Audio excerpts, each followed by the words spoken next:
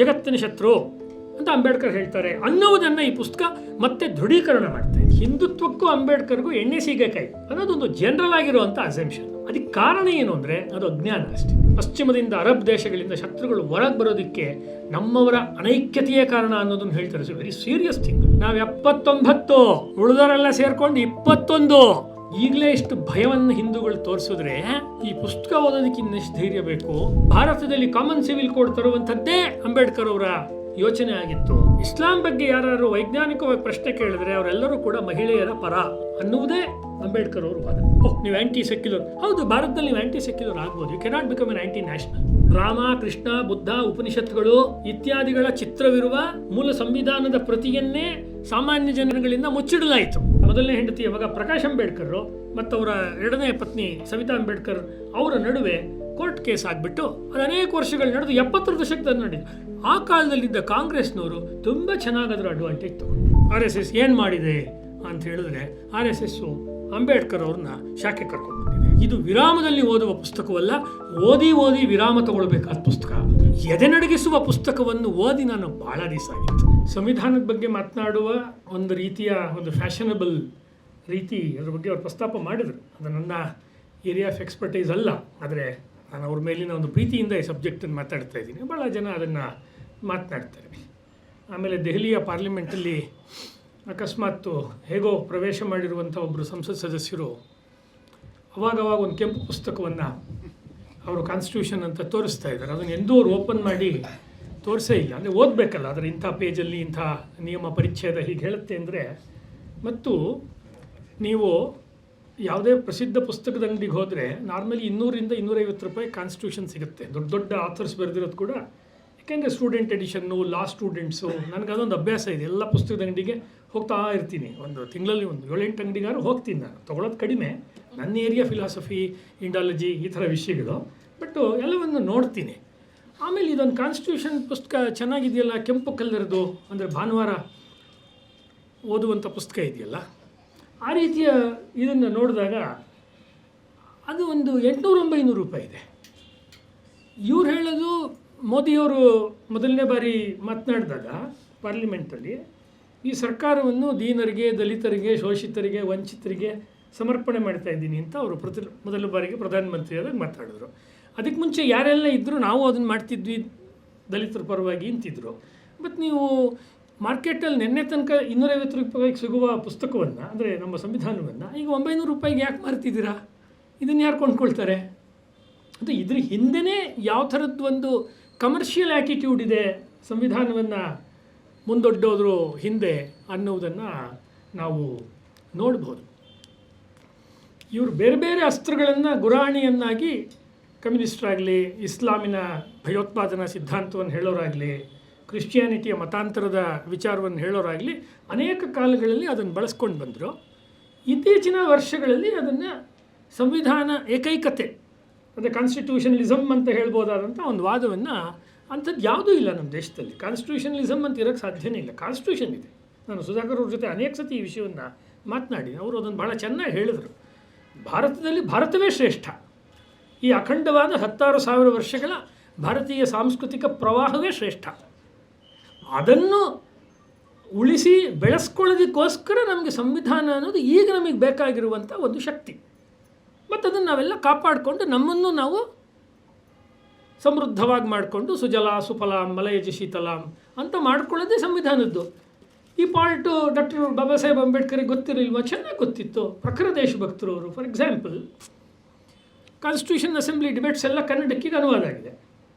ಅದರ ಕೊನೆಯ ಸಂಪುಟ ಅನೇಕ ಆಬ್ಜೆಕ್ಷನ್ ಎತ್ಬೋದು ಅಂತ ಅವಕಾಶ ಮಾಡಿಕೊಡ್ತಾರೆ ರಾಜೇಂದ್ರ ಪ್ರಸಾದ್ ಅವರು ಮತ್ತು ಡಾಕ್ಟರ್ ಅಂಬೇಡ್ಕರ್ ಅವರೇನೆ. ಅದಕ್ಕೆ ಏನಾದ್ರು ಪ್ರಶ್ನೆಗಳಿದ್ದರೆ ಕೊನೆಯಲ್ಲೂ ಕೇಳಿ, ಮಧ್ಯೆ ಕೇಳಿದರೆ ಮತ್ತೊಂದು ಸತಿ ಕೇಳಿ ಅಂತಾರೆ ಅಲ್ವಾ. ಎಲ್ಲ ಹೇಳ್ತಾರೆ, ಅನೇಕರು ಅನೇಕ ತಕರಾರುಗಳನ್ನು ಹೇಳ್ತಾರೆ.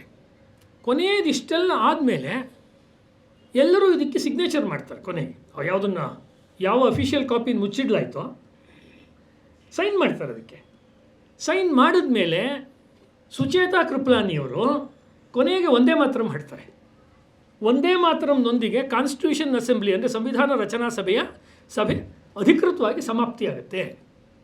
ಆ ಸಭೆಯಲ್ಲಿ ರಾಜೇಂದ್ರ ಪ್ರಸಾದ್ ಇದ್ದರು, ಜವಾಹರ್ಲಾಲ್ ನೆಹರು ಇದ್ದರು, ಡಾಕ್ಟರ್ BR ಅಂಬೇಡ್ಕರ್ ಇದ್ದರು, ಎಲ್ಲರೂ ಇದ್ದರು. ಯಾಕೆಂದ್ರೆ ಅವತ್ತು ಇರಲೇಬೇಕಲ್ಲ ಫೈನಲ್ ಸಿಗ್ನೇಚರ್ ಹಾಕುವಾಗ ಯಾರ್ಯಾರು ಜೀವಂತ ಇದ್ದು ಬರುವ ತೀರಾ ಅನಾರೋಗ್ಯ ಬೇರೆ ಪರಿಸ್ಥಿತಿ ಎಲ್ಲರೂ ಕೂಡ ಅಲ್ಲಿ ಸೈನ್ ಮಾಡಿದ್ರಲ್ಲ. ಈ ದೇಶದ ಸ್ವಾತಂತ್ರ್ಯ ಹೋರಾಟ ಆರಂಭವಾಗಿದ್ದು ಒಂದೇ ಮಾತರಂನಿಂದ. ಈಗ ಒಂದೇ ಮಾತರಂನ 150ನೇ ವರ್ಷದಲ್ಲಿದ್ದೀವಿ ನಾವು.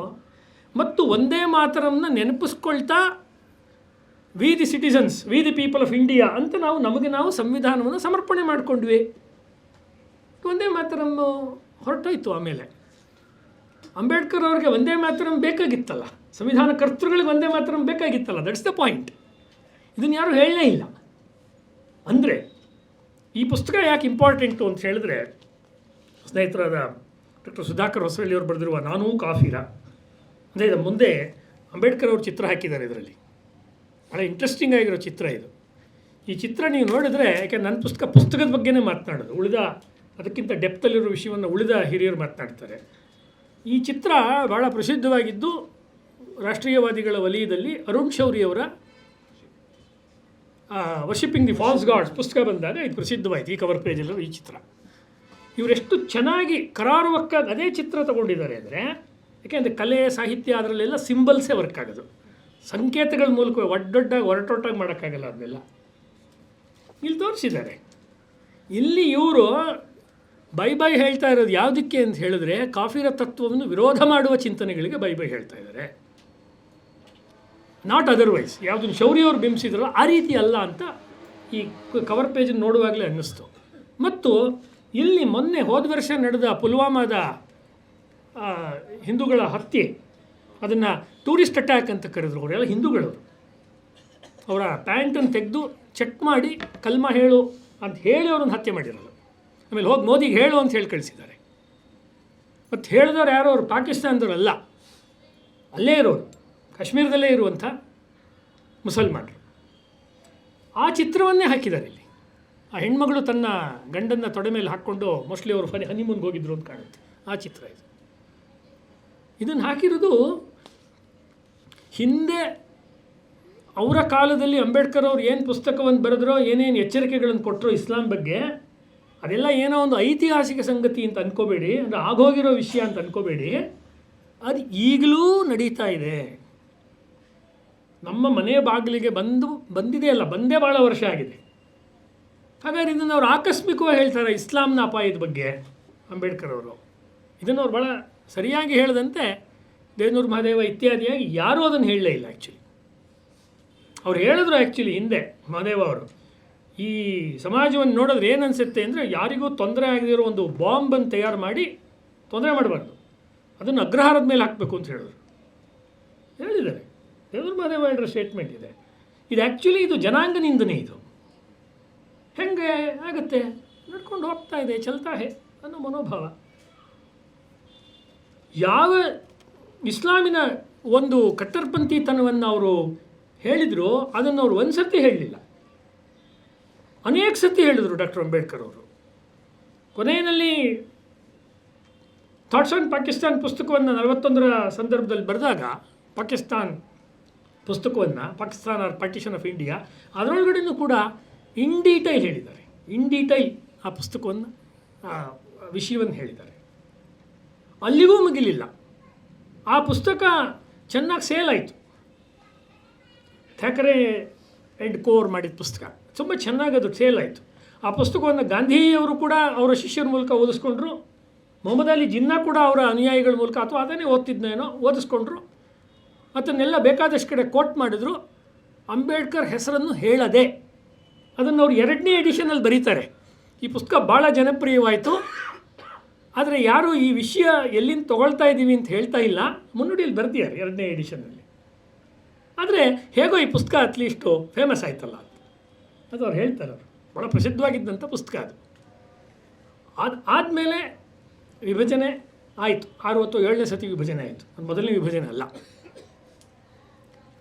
ಅದು ಆದಮೇಲೆ ಕಾನ್ಸ್ಟಿಟ್ಯೂಷನ್ ಅಸೆಂಬ್ಲಿ ಎಲ್ಲ ಡಿಬೇಟ್ಸ್ ನಡೆದು ಎಲ್ಲ ಆಗಿ ಸಂವಿಧಾನದ ಸಮರ್ಪಣೆ ಆಯಿತು ಅಂತ ಹೇಳಿದ್ರೆ ಸಮರ್ಪಣೆ ಆಯಿತು. ಸಮರ್ಪಣೆ ಆಗುವಾಗ ಅವರು ಒಂದು ಮಾತು ಹೇಳ್ತಾರೆ. ಸಮರ್ಪಣೆ ಆಗುವಾಗ ಅವ್ರು ಹೇಳೋವಂಥದ್ದು, ಹಿಂದೆಂದಿಗಿಂತಲೂ ನಾವು ಅಪಾಯಕಾರಿಯಾದ ಸಂದರ್ಭದಲ್ಲಿದ್ದೀವಿ. ಮನೆಯಲ್ಲಿ ನಾವು ಬೇರೆ ಬೇರೆ ಧಾರ್ಮಿಕ ಅಥವಾ ಆಧ್ಯಾತ್ಮಿಕ ಸಾಹಿತ್ಯವನ್ನು ಹೇಗೆ ಕಂಠಪಾಠ ಮಾಡಬೇಕು ನಮ್ಮ ಹಿಂದೂ ಸಂಸ್ಕೃತಿಯಲ್ಲಿ, ಹಾಗೆ ಯಾರಿಗಾದರೂ ರೀಸೆಂಟ್ ಹಿಸ್ಟ್ರಿನಲ್ಲಿ ಕೆಲವು ಪುಟಗಳನ್ನು ನಾವು ಕಂಠಪಾಠ ಮಾಡಬೇಕು ಅಂದರೆ ಸ್ವಾಮಿ ವಿವೇಕಾನಂದರ ಕೆಲವು ಭಾಷಣಗಳು, ಸಾವರ್ಕರ್ ಅವರ ಹಿಂದುತ್ವ ಪುಸ್ತಕದ ಕೊನೆಯ ಚಾಪ್ಟರು ಮತ್ತು ಸಂವಿಧಾನ ಸಭೆಯಲ್ಲಿ ಡಾಕ್ಟರ್ ಬಾಬಾ ಸಾಹೇಬ್ ಅಂಬೇಡ್ಕರ್ ಅವರು ಮಾತನಾಡಿರುವ ಕೊನೆಯ ಭಾಷಣ. ಅವ್ರ ಕೊನೆಯ ಭಾಷಣ ಅಲ್ಲ, ಅದಾದಮೇಲೆ ಅನೇಕ ವರ್ಷಗಳಿದ್ದರು ಅವರು, ಪುಣ್ಯ, ನಮ್ಮ ದೇಶದ ಪುಣ್ಯ. ಆ ಭಾಷಣ ಇದೆಯಲ್ಲ, ಅವ್ರು ಹೇಳ್ತಾರೆ ರಾಜ ದಾಹಿರನ ಕಾಲದಿಂದ ಗುಜರಾತ್ನಲ್ಲಿ ಏನೇನಾಯಿತು, ಹಿಂದೂಗಳ ಟ್ರೆಚರಿ, ಪರಸ್ಪರ ಹಿಂದೂಗಳೇ ಹಿಂದೂಗಳಿಗೆ ಹೇಗೆ ಮುಳುವಾದರು ಅಂತ ಹೇಳ್ತಾರೆ. ಆ ರಾಜ ದಾಹಿರನ ಕಾಲದಲ್ಲಿ ಬೌದ್ಧ ಭಿಕ್ಷುಗಳಿಗೆ ಸಿಗಬೇಕಾಗಿದ್ದ ಅಥವಾ ಸಿಗಬೇಕು ಅಂತ ಅವ್ರು ಅಂದುಕೊಳ್ಳುವ, ಯಾರು ಹೇಳ್ತಾ ಇರೋದು, ಕೆಲವೇ ವರ್ಷಗಳಲ್ಲಿ ಬೌದ್ಧಕ್ಕೆ ಪರಿವರ್ತನೆ ಆದಂಥ ಅಂಬೇಡ್ಕರ್ ಹೇಳೋ ಮಾತು. ತಮಗೆ ಸಿಗಬೇಕಾದ ಕೆಲವು ಮನ್ನಣೆಗಳು ಸಿಗಲಿಲ್ಲ ಅಂತ ಹೇಳಿಬಿಟ್ಟು ಶತ್ರುಗಳೊಂದಿಗೆ ಭಾರತದ ಬೌದ್ಧರು ಕೈ ಮಿಲಾಯಿಸಿದ್ರು ಅನ್ನುವುದನ್ನು ಕಾನ್ಸ್ಟಿಟ್ಯೂಂಟ್ ಅಸೆಂಬ್ಲಿಯಲ್ಲಿ ಮಾತನಾಡ್ತಾರೆ ಡಾಕ್ಟರ್ ಅಂಬೇಡ್ಕರ್. ಆನ್ ರೆಕಾರ್ಡ್ ಆಗಿದೆ. ಶತ್ರು ಒಳಗೆ ಬರೋದಕ್ಕೆ, ಪಶ್ಚಿಮದಿಂದ ಅರಬ್ ದೇಶಗಳಿಂದ ಶತ್ರುಗಳು ಒಳಗೆ ಬರೋದಕ್ಕೆ ನಮ್ಮವರ ಅನೈಕ್ಯತೆಯೇ ಕಾರಣ ಅನ್ನೋದನ್ನು ಹೇಳ್ತಾರೆ. ಸೊ ವೆರಿ ಸೀರಿಯಸ್ ಥಿಂಗ್ ಅದು. ಅಂದ್ರೇನು, ನನ್ನ ರಿಲಿಜನ್ ಅಥವಾ ನನ್ನ ಮತಧರ್ಮ, ನನ್ನ ಉಪಾಸನೆ ಅದು ರಾಷ್ಟ್ರಕ್ಕಿಂತ ದೊಡ್ಡದಾಗ್ಬಿಡ್ತಲ್ಲ ಬೌದ್ಧರಿಗೆ ರಾಷ್ಟ್ರಕ್ಕಿಂತ ಅವರ ಏನೋ ಒಂದು ನಂಬಿಕೆ ದೊಡ್ಡದಾಗ್ಬಿಡ್ತು. ಇದಕ್ಕೆ ಅವಕಾಶ ಮಾಡಿಕೊಡ್ಲಿಲ್ಲ ಅಂದರೆ let the enemy come from the outside, from the shores are from the ಇದು ಹೊರಳುಗಾಡಿಂದ ಬರಲಿ ಅಥವಾ ಇಲ್ಲ ಇದರಿಂದ ಬರಲಿ ಅಂತಾಯಿತು ಅವರಿಗೆ, ಮರುಭೂಮಿಯಿಂದ. ಅದನ್ನು ಅವ್ರು ಮಾಡಿದ ಬಾಗಿಲನ್ನು ತೆಗೆದರು. ಆಮೇಲೆ ಅನೇಕ ಹತ್ಯಾಕಾಂಡಗಳು, ನರಮೇಧಗಳು ನಡೆದು ಕ್ರಮೇಣವಾಗಿ ಭಾರತದ ಒಂದಷ್ಟು ಭಾಗಗಳಾದರೂ ಇಸ್ಲಾಮಿಗೆ ಒಳಗಾಗುವಂತಾಯಿತು. ಆದರೆ ಈಗ ನಮ್ಮ ಪರಿಸ್ಥಿತಿ ಇನ್ನೂ ಕಠಿಣವಾಗಿದೆ. ಈ ಸಲ ಏನಾದರೂ ನಾವು ಸ್ವಾತಂತ್ರ್ಯವನ್ನು ಕಳ್ಕೊಂಡ್ರೆ, ಕಷ್ಟಪಟ್ಟು ಗಳಿಸಿರುವಂಥ ಸ್ವಾತಂತ್ರ್ಯ, ಆ ಕಾನ್ಸ್ಟಿಟ್ಯೂಯೆಂಟ್ ಅಸೆಂಬ್ಲಿ ಡಿಬೇಟ್ಸ್ನಲ್ಲಿ ಸ್ವಾತಂತ್ರ್ಯಕ್ಕೋಸ್ಕರ ಹೋರಾಟ ಮಾಡಿದವರು, ಕಾಲಾಪಾನಿಯಲ್ಲಿ ಅನುಭವಿಸಿದವರು, ಸುಭಾಷ್ ಚಂದ್ರ ಬೋಸ್, ಖುದಿರಾಮ್ ಬೋಸ್, ಪ್ರತಿಯೊಬ್ಬರ ಹೆಸರು ಕಾನ್ಸ್ಟಿಟ್ಯೂಷನ್ನ ಡಿಸ್ಕಷನಲ್ಲಿ ಬಂದಿದೆ. ಓದಿಲ್ಲ ಅಷ್ಟೇ, ಯಾರ್ಯಾರು ಓದಬೇಕಾಗಿತ್ತು ಅವ್ರು ಓದಿಲ್ಲ ಅಷ್ಟೇ, ಅಲ್ಲಿದೆ ಅವೆಲ್ಲ. ಇದೆಲ್ಲವೂ ಕೂಡ ಡಾಕ್ಟರ್ ಬಿ ಆರ್ ಅಂಬೇಡ್ಕರ್ ಅವರ ಸಮ್ಮುಖದಲ್ಲಿ ಒಂದು ದಿವಸ ರಜೆ ಹಾಕಿಲ್ಲ ಅವರು, ಒಂದು ದಿವಸ ರಜೆ ತಗೊಂಡಿಲ್ಲ ಅವರು. ಬಿ ಎನ್ ರಾವ್ ಅವರು ಬರೆದಿರೋ 1935ನ ಗೌರ್ಮೆಂಟ್ ಆಫ್ ಇಂಡಿಯಾ ಇಟ್ಟು ಹಾಕ್ಕೊಂಡು ಅನೇಕರು ಇವತ್ತು ಫೇಸ್ಬುಕ್ನಲ್ಲಿ ಅಥವಾ ವಾಟ್ಸಾಪ್ನಲ್ಲಿ ಮೆಸೇಜ್ ಮಾಡ್ತಾ ಇರ್ತಾರೆ. ಬಿ ಎನ್ ರಾವ್ ಅವರೇ ಅದಕ್ಕೆ ಯಾರು ಬೇಕಾದ್ರೂ ಸಭೆಯಲ್ಲಿ ಪ್ರಶ್ನೆ ಕೇಳ್ಬೋದು ನನ್ನನ್ನು. ಈ ಸಭೆ ಪ್ರಶ್ನೋತ್ತರದ ಅವಧಿ ಅಲ್ಲ. ಬಿ ಎನ್ ರಾವ್ ಅವ್ರ ಬಗ್ಗೆ ಈಗ ಕೊಡುತ್ತಿರುವ ಕಲ್ಪನೆ, ಅವರೇನೇ ಭಾಳ ಎಲ್ಲ ಕೆಲಸವನ್ನು ಮಾಡಿಬಿಟ್ಟಿದ್ರು ಅನ್ನುವಂಥದ್ದು, ಇದು ರಾಷ್ಟ್ರದ್ರೋಹದ ಕೆಲಸ. ಇದು ಯಾರೇ ಮಾಡಿದ್ರು, ಸಭೆಯಲ್ಲಿ ಇದ್ದವ್ರು ಮಾಡಿದ್ರು ಅಷ್ಟೇ, ಆಚೆ ಇರೋರು ಮಾಡಿದ್ರು ಅಷ್ಟೇ. ಅಂದರೆ this is demeaning the contribution of all the ಲೂಮಿನರೀಸ್ who made this constitution. ನಾನು ಎಚ್ಚರಿಕೆಯಿಂದ ಹೇಳ್ತಾ ಇರೋದು ನಾನು ಈ ಮಾತನ್ನು. ನೀವು 1935ನ ಗೌರ್ಮೆಂಟ್ ಆಫ್ ಇಂಡಿಯಾ ಆ್ಯಕ್ಟ್ನಲ್ಲೇ ಹೇಳುವಂಥದ್ದೇನೆ ಭಾರತದಿಂದ ಶ್ರೀಲಂಕಾ ಪ್ರತ್ಯೇಕ ಆಗಲಿ ಅಂತ. ಬ್ರಹ್ಮದೇಶ ಪ್ರತ್ಯೇಕ ಆಗಲಿ ಅಂತಿರೋದೇ 1935 ಗೌರ್ಮೆಂಟ್ ಆಫ್ ಇಂಡಿಯಾ ಆ್ಯಕ್ಟಲ್ಲಿ. ಕಾನ್ಸ್ಟಿಟ್ಯೂಷನ್ನಲ್ಲಿ ಎಲ್ಲಿದೆ ಭಾರತ ಪ್ರತ್ಯೇಕ ಆಗಬೇಕು ಅಂತ? Constitution never proposes the division of India R the partition of Bharat. ವೇರಸ್ 1935 government of India ಮಾಡಿದ್ದು ಬಿ ಎನ್ ರಾವ್ ಅಲ್ಲ, ಗೌರ್ಮೆಂಟ್ ಆಫ್ ಇಂಡಿಯಾ ಆ್ಯಕ್ಟ್ ಅದು. ಇವ್ರು ಬರೆದಿರ್ಬೋದು ಅದನ್ನು ಕೂತ್ಕೊಂಡು, ಅದರಲ್ಲಿ ಇದೆ. ಎಷ್ಟು ಜನ ಆ ಪುಸ್ತಕ ತೆಗೆದು ನೋಡಿದ್ದಾರೆ? ಸುಮ್ಮನೆ ಅದನ್ನು ಜನರಲಾಗಿ ಹೇಳ್ತಾ ಇದ್ದಾರೆ ಅಷ್ಟೇ. ಅದ್ರ ಹಿಂದೆ ಇರೋದೇನು ಅಂದರೆ, ಹೇಗಾದರೂ ಮಾಡಿ ಅಂಬೇಡ್ಕರ್ ಅವರ ಹೆಸರು ಯಥಾರ್ಥವಾಗಿ, ಹೆಚ್ಚಿಲ್ಲ ಕಡಿಮೆ ಇಲ್ಲ, ಯಥಾರ್ಥವಾಗಿ ಹೊರಗಡೆ ಬರಬೇಕು. ಯಥಾರ್ಥ ಅನ್ನೋದು ನಮ್ಮ ಇಂಡಿಯನ್ ಫಿಲಾಸಫಿನಲ್ಲಿ ಬಹಳ ಪ್ರಸಿದ್ಧವಾದಂಥ ಮಾತು. ಆ ಹಿನ್ನೆಲೆಯಲ್ಲಿ ಕನ್ನಡದಲ್ಲಿ ಬಂದಿರುವ ಕೆಲವು ಪ್ರಮುಖವಾದ ಕೃತಿಗಳಲ್ಲಿ ನಮ್ಮ ಸುಧಾಕರ್ ಹೊಸಳ್ಳಿಯವರು ಬರೆದಿರುವ ಈ ನಾನೂ ಕಾಫಿರ ಅಂತ, ಇದಕ್ಕೊಂದು ಮಜಾ ಟೈಟಲ್ ಇದೆ, ಸಬ್ ಟೈಟಲ್ ಇದೆ ಇದಕ್ಕೆ, ಬಾಬಾ ಸಾಹೇಬರ ಹಿಂದುತ್ವ ಕಥನ ಅಂತ. ಬಾಬಾ ಸಾಹೇಬರ ಹಿಂದುತ್ವ ಕಥನ ಅಂತ. ಈಗ ಸಾಮಾನ್ಯವಾಗಿ ಏನಂದರೆ ಹಿಂದುತ್ವ ಕಥನ ಹೇಳಬೇಕಾದ್ರೆ ನಾವು ವಿವೇಕಾನಂದರ ಹೆಸರು ಹೇಳ್ತೀವಿ, ಸ್ವಾತಂತ್ರ್ಯ ವೀರ ಸಾವರ್ಕರ್ ಹೆಸರು ಹೇಳ್ತೀವಿ, ಅಥವಾ ನಾವು ಪರಮ ಪೂಜನೀಯ ಗುರೂಜಿಯವ್ರ ಹೆಸರು ಹೇಳ್ತೀವಿ. ಇನ್ನೂ ಅನೇಕರ ಹೆಸರುಗಳನ್ನು ತೊಗೊಳ್ತೀವಿ ನಾವು. ಇನ್ನೂ ಅನೇಕರು ಹಿಂದೂ ವಿಚಾರಗಳಿಗೆ ಕೆಲಸ ಮಾಡಿದವ್ರ ಹೆಸರುಗಳನ್ನು ತೊಗೊಳ್ಳಿ. ಅಂಬೇಡ್ಕರ್ ಅವ್ರ ಹೆಸರನ್ನು ಸಾಮಾನ್ಯವಾಗಿ ತೊಗೊಳ್ಳೋದು. ಹಿಂದುತ್ವಕ್ಕೂ ಅಂಬೇಡ್ಕರ್ಗೂ ಎಣ್ಣೆ ಸೀಗೆಕಾಯಿ ಸಂಬಂಧ ಅನ್ನೋದೊಂದು ಜನರಲ್ ಆಗಿರುವಂಥ ಅಸೆಂಪ್ಷನ್ನು. ಅದು ಹಿಂದುತ್ವವನ್ನು ಹೇಳೋರಲ್ಲೂ ಇದೆ, ಹಿಂದುತ್ವವನ್ನು ವಿರೋಧ ಮಾಡೋರಲ್ಲೂ ಇದೆ, ಇಬ್ಬರಲ್ಲೂ ಇದೆ ಈ ಮಾತು. ಅದಕ್ಕೆ ಕಾರಣ ಏನು ಅಂದರೆ ಅದು ಅಜ್ಞಾನ ಅಷ್ಟೇ. ಅಜ್ಞಾನ ಅನ್ನುವಂಥದ್ದೇ ನಮ್ಮ ಫಿಲಾಸಫಿಯಲ್ಲಿ ಭಾಳ ಮುಖ್ಯವಾದ ವಿಷಯ. ಮನುಷ್ಯನಲ್ಲಿ ಇನ್ಯಾವ ದೊಡ್ಡ ಸಮಸ್ಯೆಯೂ ಇಲ್ಲ, ಅವನಲ್ಲಿರೋದು ಅಜ್ಞಾನ. ಅಜ್ಞಾನ ನಿವಾರಣೆ ಆದರೆ ಜ್ಞಾನ ಬರುತ್ತೆ ಅಂತ. ಯಾಕೆ ಅಂತ ಹೇಳಿದ್ರೆ, ನಮಗೆ ಡಾಕ್ಟರ್ ಬಾಬಾ ಸಾಹೇಬ್ ಅಂಬೇಡ್ಕರ್ ಅಥವಾ ಭೀಮರಾವ್ ಅಂಬೇಡ್ಕರ್ ಅವರೇ ಬರೆದಿರೋ ಪುಸ್ತಕಗಳನ್ನು ಓದೋಕ್ಕೆ ಇನ್ನೂ ಅವಕಾಶ ಆಗ್ತಿಲ್ಲ. ಇದೆ, ಅಂಗಡಿಯಲ್ಲಿ ಸಿಗತ್ತೆ. ಅದನ್ನು ನೋಡೋದಕ್ಕೆ ಮಾನಸಿಕವಾಗಿ ಇನ್ನೂ ಒಂದು ಪರದೆ ಇದೆ ಹಿಂದೂ ಸಮಾಜದ ಮುಂದೆ. ಇದು ಹಿಂದೂ ಸಮಾಜದ ಸಮಸ್ಯೆ, ಇದು ಮುಸ್ಲಿಮರ ಸಮಸ್ಯೆ ಅಲ್ಲ, ಇದು ಕ್ರಿಶ್ಚಿಯನ್ರ ಸಮಸ್ಯೆ ಅಲ್ಲವೇ ಇಲ್ಲ. ಯಾರು ತಮ್ಮನ್ನು ಗರ್ವಸೆ ಕಹೋ ಹಿಂದೂ ಹೇ ಅಂತ ಹೇಳ್ತೀವಿ, ನಮ್ಮದೇ ಸಮಸ್ಯೆ ಇದು. ಅಂಬೇಡ್ಕರ್ ಅವರನ್ನ ಒಳಗೆ ತಗೊಳ್ಳಿಲ್ಲ ಇನ್ನೂ, ವೈಚಾರಿಕವಾಗಿ ನಾನು ಹೇಳ್ತಾ ಇರೋದು. ಆ ಒಂದು ಅಡ್ಡಗೋಡೆಯನ್ನು ಈ ಪುಸ್ತಕ ಹೊಡೆಯುತ್ತೆ. ಅದಕ್ಕೆ ನಾನು ಸುಧಾಕರ್ ಅವ್ರನ್ನ ಅಭಿನಂದಿಸ್ತೀನಿ. ಇದು ಬಹಳ ಮುಖ್ಯವಾದಂಥ ವಿಚಾರ. ಅಂದರೆ ಹೇಗೆ ನಾವು ಬೇರೆಯವ್ರನ್ನ ಭಾಳ ಪ್ರಖರ ಹಿಂದೂಗಳು ಅಂತ ಹೇಳೋದು ಸರಿ ಇದೆಯೋ, ಹಾಗೆಯೇ ಇವರು ಕೂಡ ಒಬ್ಬ ಪ್ರಖರ ಹಿಂದೂ ಚಿಂತಕರು ಆಗಿದ್ದಾರೆ. ಅದು ಆಗಲೇ ಆಗಿದ್ರು ಅವರು. ನೀವು ನೆನ್ಪಿಟ್ಕೊಳ್ಳಿ, ಯಾವಾಗ ಶೌರ್ಯ ಪರಾಕ್ರಮಗಳ ಬಗ್ಗೆ ಅವ್ರು ಏನಾದರೂ ಉಲ್ಲೇಖ ಕೊಡಬೇಕು ಅಂತಿದೆ ಅವರ ರೈಟಿಂಗ್ಸ್ನಲ್ಲಿ, ಅಂಬೇಡ್ಕರ್ ಅವರು ಉಲ್ಲೇಖ ಮಾಡೋದೇ ಛತ್ರಪತಿ ಶಿವಾಜಿ ಬಗ್ಗೆ. ಎಷ್ಟು ಉಲ್ಲೇಖ ಬೇಕು ನಿಮ್ಗೆ ಅವ್ರ ರೈಟಿಂಗ್ಸ್ನಲ್ಲಿ. ಗೌರ್ಮೆಂಟ್ ಪಬ್ಲಿಕೇಷನಲ್ಲಿದೆ ಇದು, ಯಾರು ಗಮನಿಸೋದಿಲ್ಲ ಅದನ್ನಷ್ಟೇ. ಇದನ್ನು ನಾವು ನೋಡಬೇಕು. ಅವರ ತಂದೆಯವರೇನೆ ಮಹಾರ್ ರೆಜಿಮೆಂಟಲ್ಲಿ ಇದ್ದಿದ್ದು. ಮಹಾರ್ ರೆಜಿಮೆಂಟಿಗೆ ಬ್ರಿಟಿಷ್ ಸೈನ್ಯದಲ್ಲಿ ಸೇರ್ಕೊಳ್ಬಾರ್ದು ಅಂತ ಅವರು ನಿಯಮ ಮಾಡಿ ಹೊರಗಡೆ ಹಾಕಿದ್ದಾಗ ಈ ಬೇರೆ ಬೇರೆ ಹೋರಾಟಗಳ ಜೊತೆಯಲ್ಲಿ ಮಹಾರ್ ರೆಜಿಮೆಂಟನ್ನು ವಾಪಸ್ ಮಿಲ್ಟ್ರಿ ಒಳಗೆ ಸೇರಿಸಬೇಕು ಅಂತ ಹೋರಾಟ ಮಾಡಿ ಕೇಸ್ ಗೆಲ್ತಾರೆ ಅಂಬೇಡ್ಕರ್. ಗೆಲ್ತಾರೆ ಆ್ಯಕ್ಚುಲಿ ಅವರು. ಈ ಥರದ ಅನೇಕ ಸಂಗತಿಗಳು ಅಂಬೇಡ್ಕರ್ ಅವ್ರ ಜೀವನದಲ್ಲಿದೆ. ಅದನ್ನು ಅನಾವರಣ ಮಾಡುವ ಕೆಲಸವನ್ನು ಇವರು ಮಾಡ್ತಾ ಇದ್ದಾರೆ. ಈ ಪುಸ್ತಕದಲ್ಲಿ 3 ಭಾಗಗಳಿದೆ. ಮೊದಲನೇದು ಇಸ್ಲಾಂ ಒಪ್ಪದ ಅಂಬೇಡ್ಕರರು ಅಂತ ಮೊದಲನೇ ಭಾಗ. ಎರಡನೇ ಭಾಗ ಹಿಂದುತ್ವದ ವಿಮರ್ಶೆ ಮತ್ತು ಶ್ಲಾಘನೆ. ಅಂಬೇಡ್ಕರ್ ಅವರು ಮಾಡಿರುವ ಹಿಂದುತ್ವದ ವಿಮರ್ಶೆ ಮತ್ತು ಶ್ಲಾಘನೆ. ಹಿಂದುತ್ವದ ವಿಮರ್ಶೆ ಅಥವಾ ಹಿಂದುತ್ವದ ಬಗ್ಗೆ ಅವರು ಮಾಡಿರುವ ಗದಾಪ್ರಹಾರ, ಅದ್ರ ಬಗ್ಗೆ ಬಹಳ ಜನ ಮಾತಾಡ್ತಾರೆ.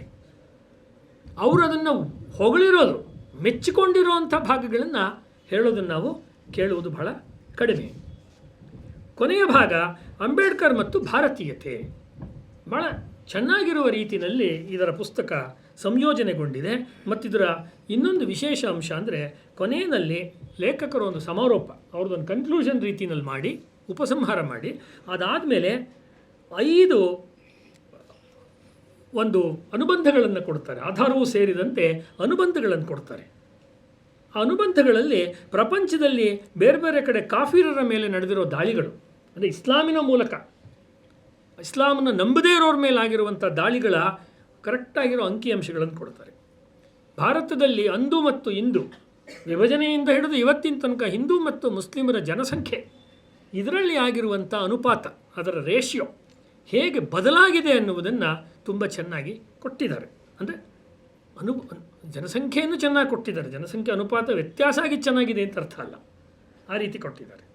ಕಾಫಿರರ ಚಿಂತನೆಯ ವಿಶ್ಲೇಷಣೆ ಮಾಡಿದ್ದಾರೆ. ಆಮೇಲೆ ಮುಸ್ಲಿಂ ಮತಾಂಧತೆಗೆ ಭಗ್ನವಾದ ವಿಗ್ರಹಗಳ ಮಾದರಿ ಅಂತ ಒಂದಷ್ಟು ಚಿತ್ರಗಳನ್ನು ಕೊಟ್ಟಿದ್ದಾರೆ.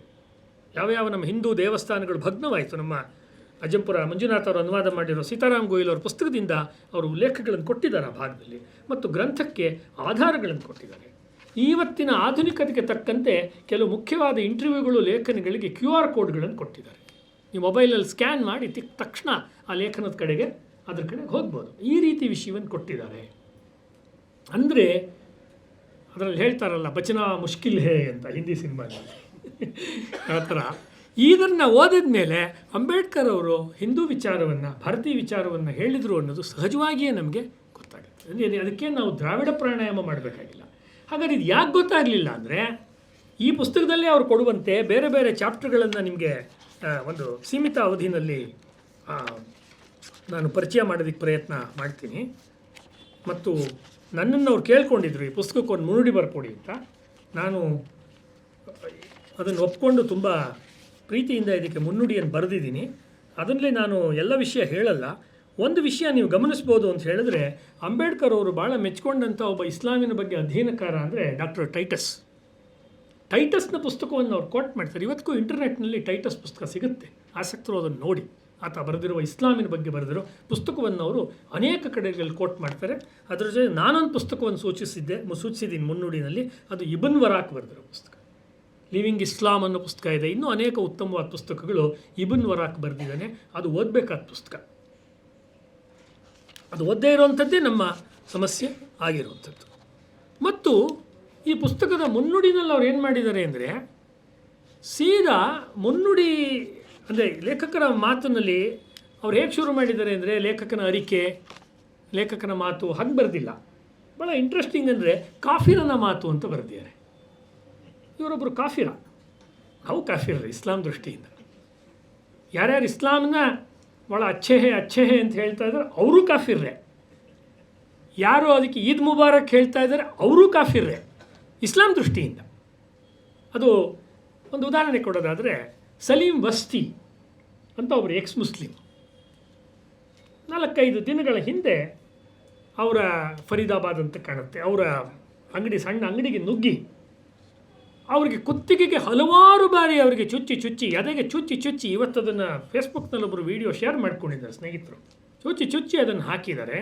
ಅವ್ರು ಏನು ಮಾಡ್ತಾ ಇದ್ದಾರೆ ಅಂತ ಹೇಳಿದ್ರೆ ಇಸ್ಲಾಂನಲ್ಲಿ ಇರುವಂಥ ಅನೇಕ ದೋಷಗಳನ್ನು ಆರಂಭದಿಂದ ಅವರು ತೋರಿಸ್ಕೊಂಡು ಬರ್ತಾಯಿದ್ದಾರೆ.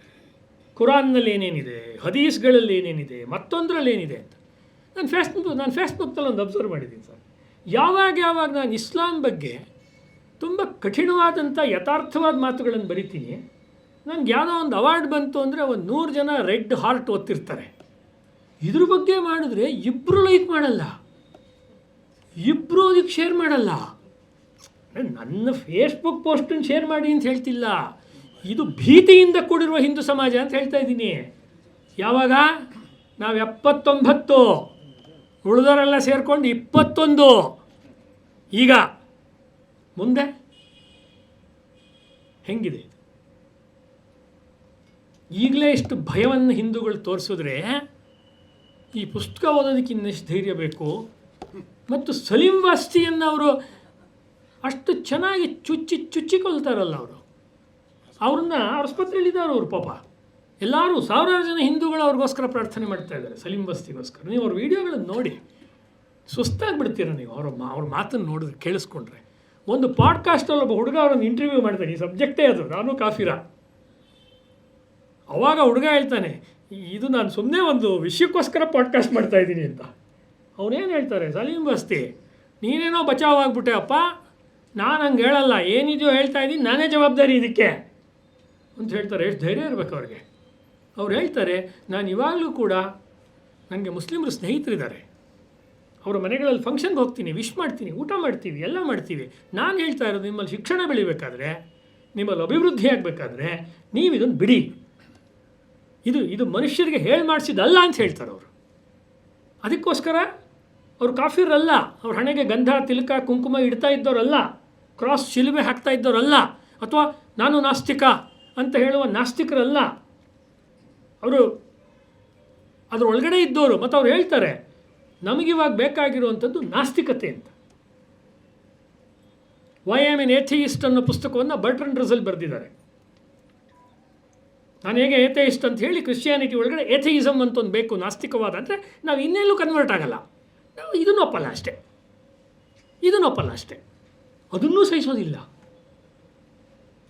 ಅಂದರೆ ಇದು ಏನನ್ನು ಸೂಚಿಸ್ತಾ ಇದೆ ಅಂತ ಹೇಳಿದ್ರೆ, ಜಗತ್ತು ಯಾವ ಕಡೆ ಇದೆ. ಒಂದು, ಇಲ್ಲಿ ಖೊಮೇನಿ ಅಂತ್ಯವಾದ ಮೇಲೆ,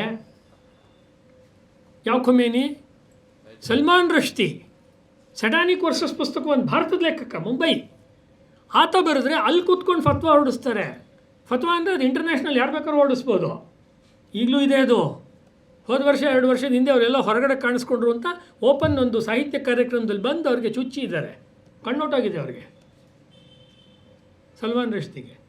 ಸಲ್ಮಾನ್ ರಶ್ದಿ ಅವ್ರು ಬಂದಾಗ ಅವ್ರಿಗೆ ಏನೇನು ಆಯಿತು ಅನ್ನೋ ವಿಷಯ ಸೇರಿ ಇನ್ನೂ ಅನೇಕ ವಿಷಯಗಳನ್ನು Sitaram Goel freedom of expression ಪುಸ್ತಕದಲ್ಲಿ ಬರೀತಾರೆ, ಇವರು ಉಲ್ಲೇಖ ಮಾಡ್ತಾರೆ ಅದನ್ನು.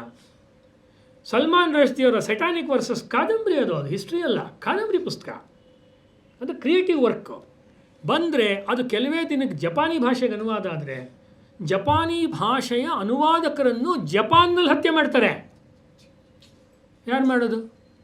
ಇಸ್ಲಾಂನ ಫಾಲೋಯರ್ಸೇ ಮಾಡಿರೋದು.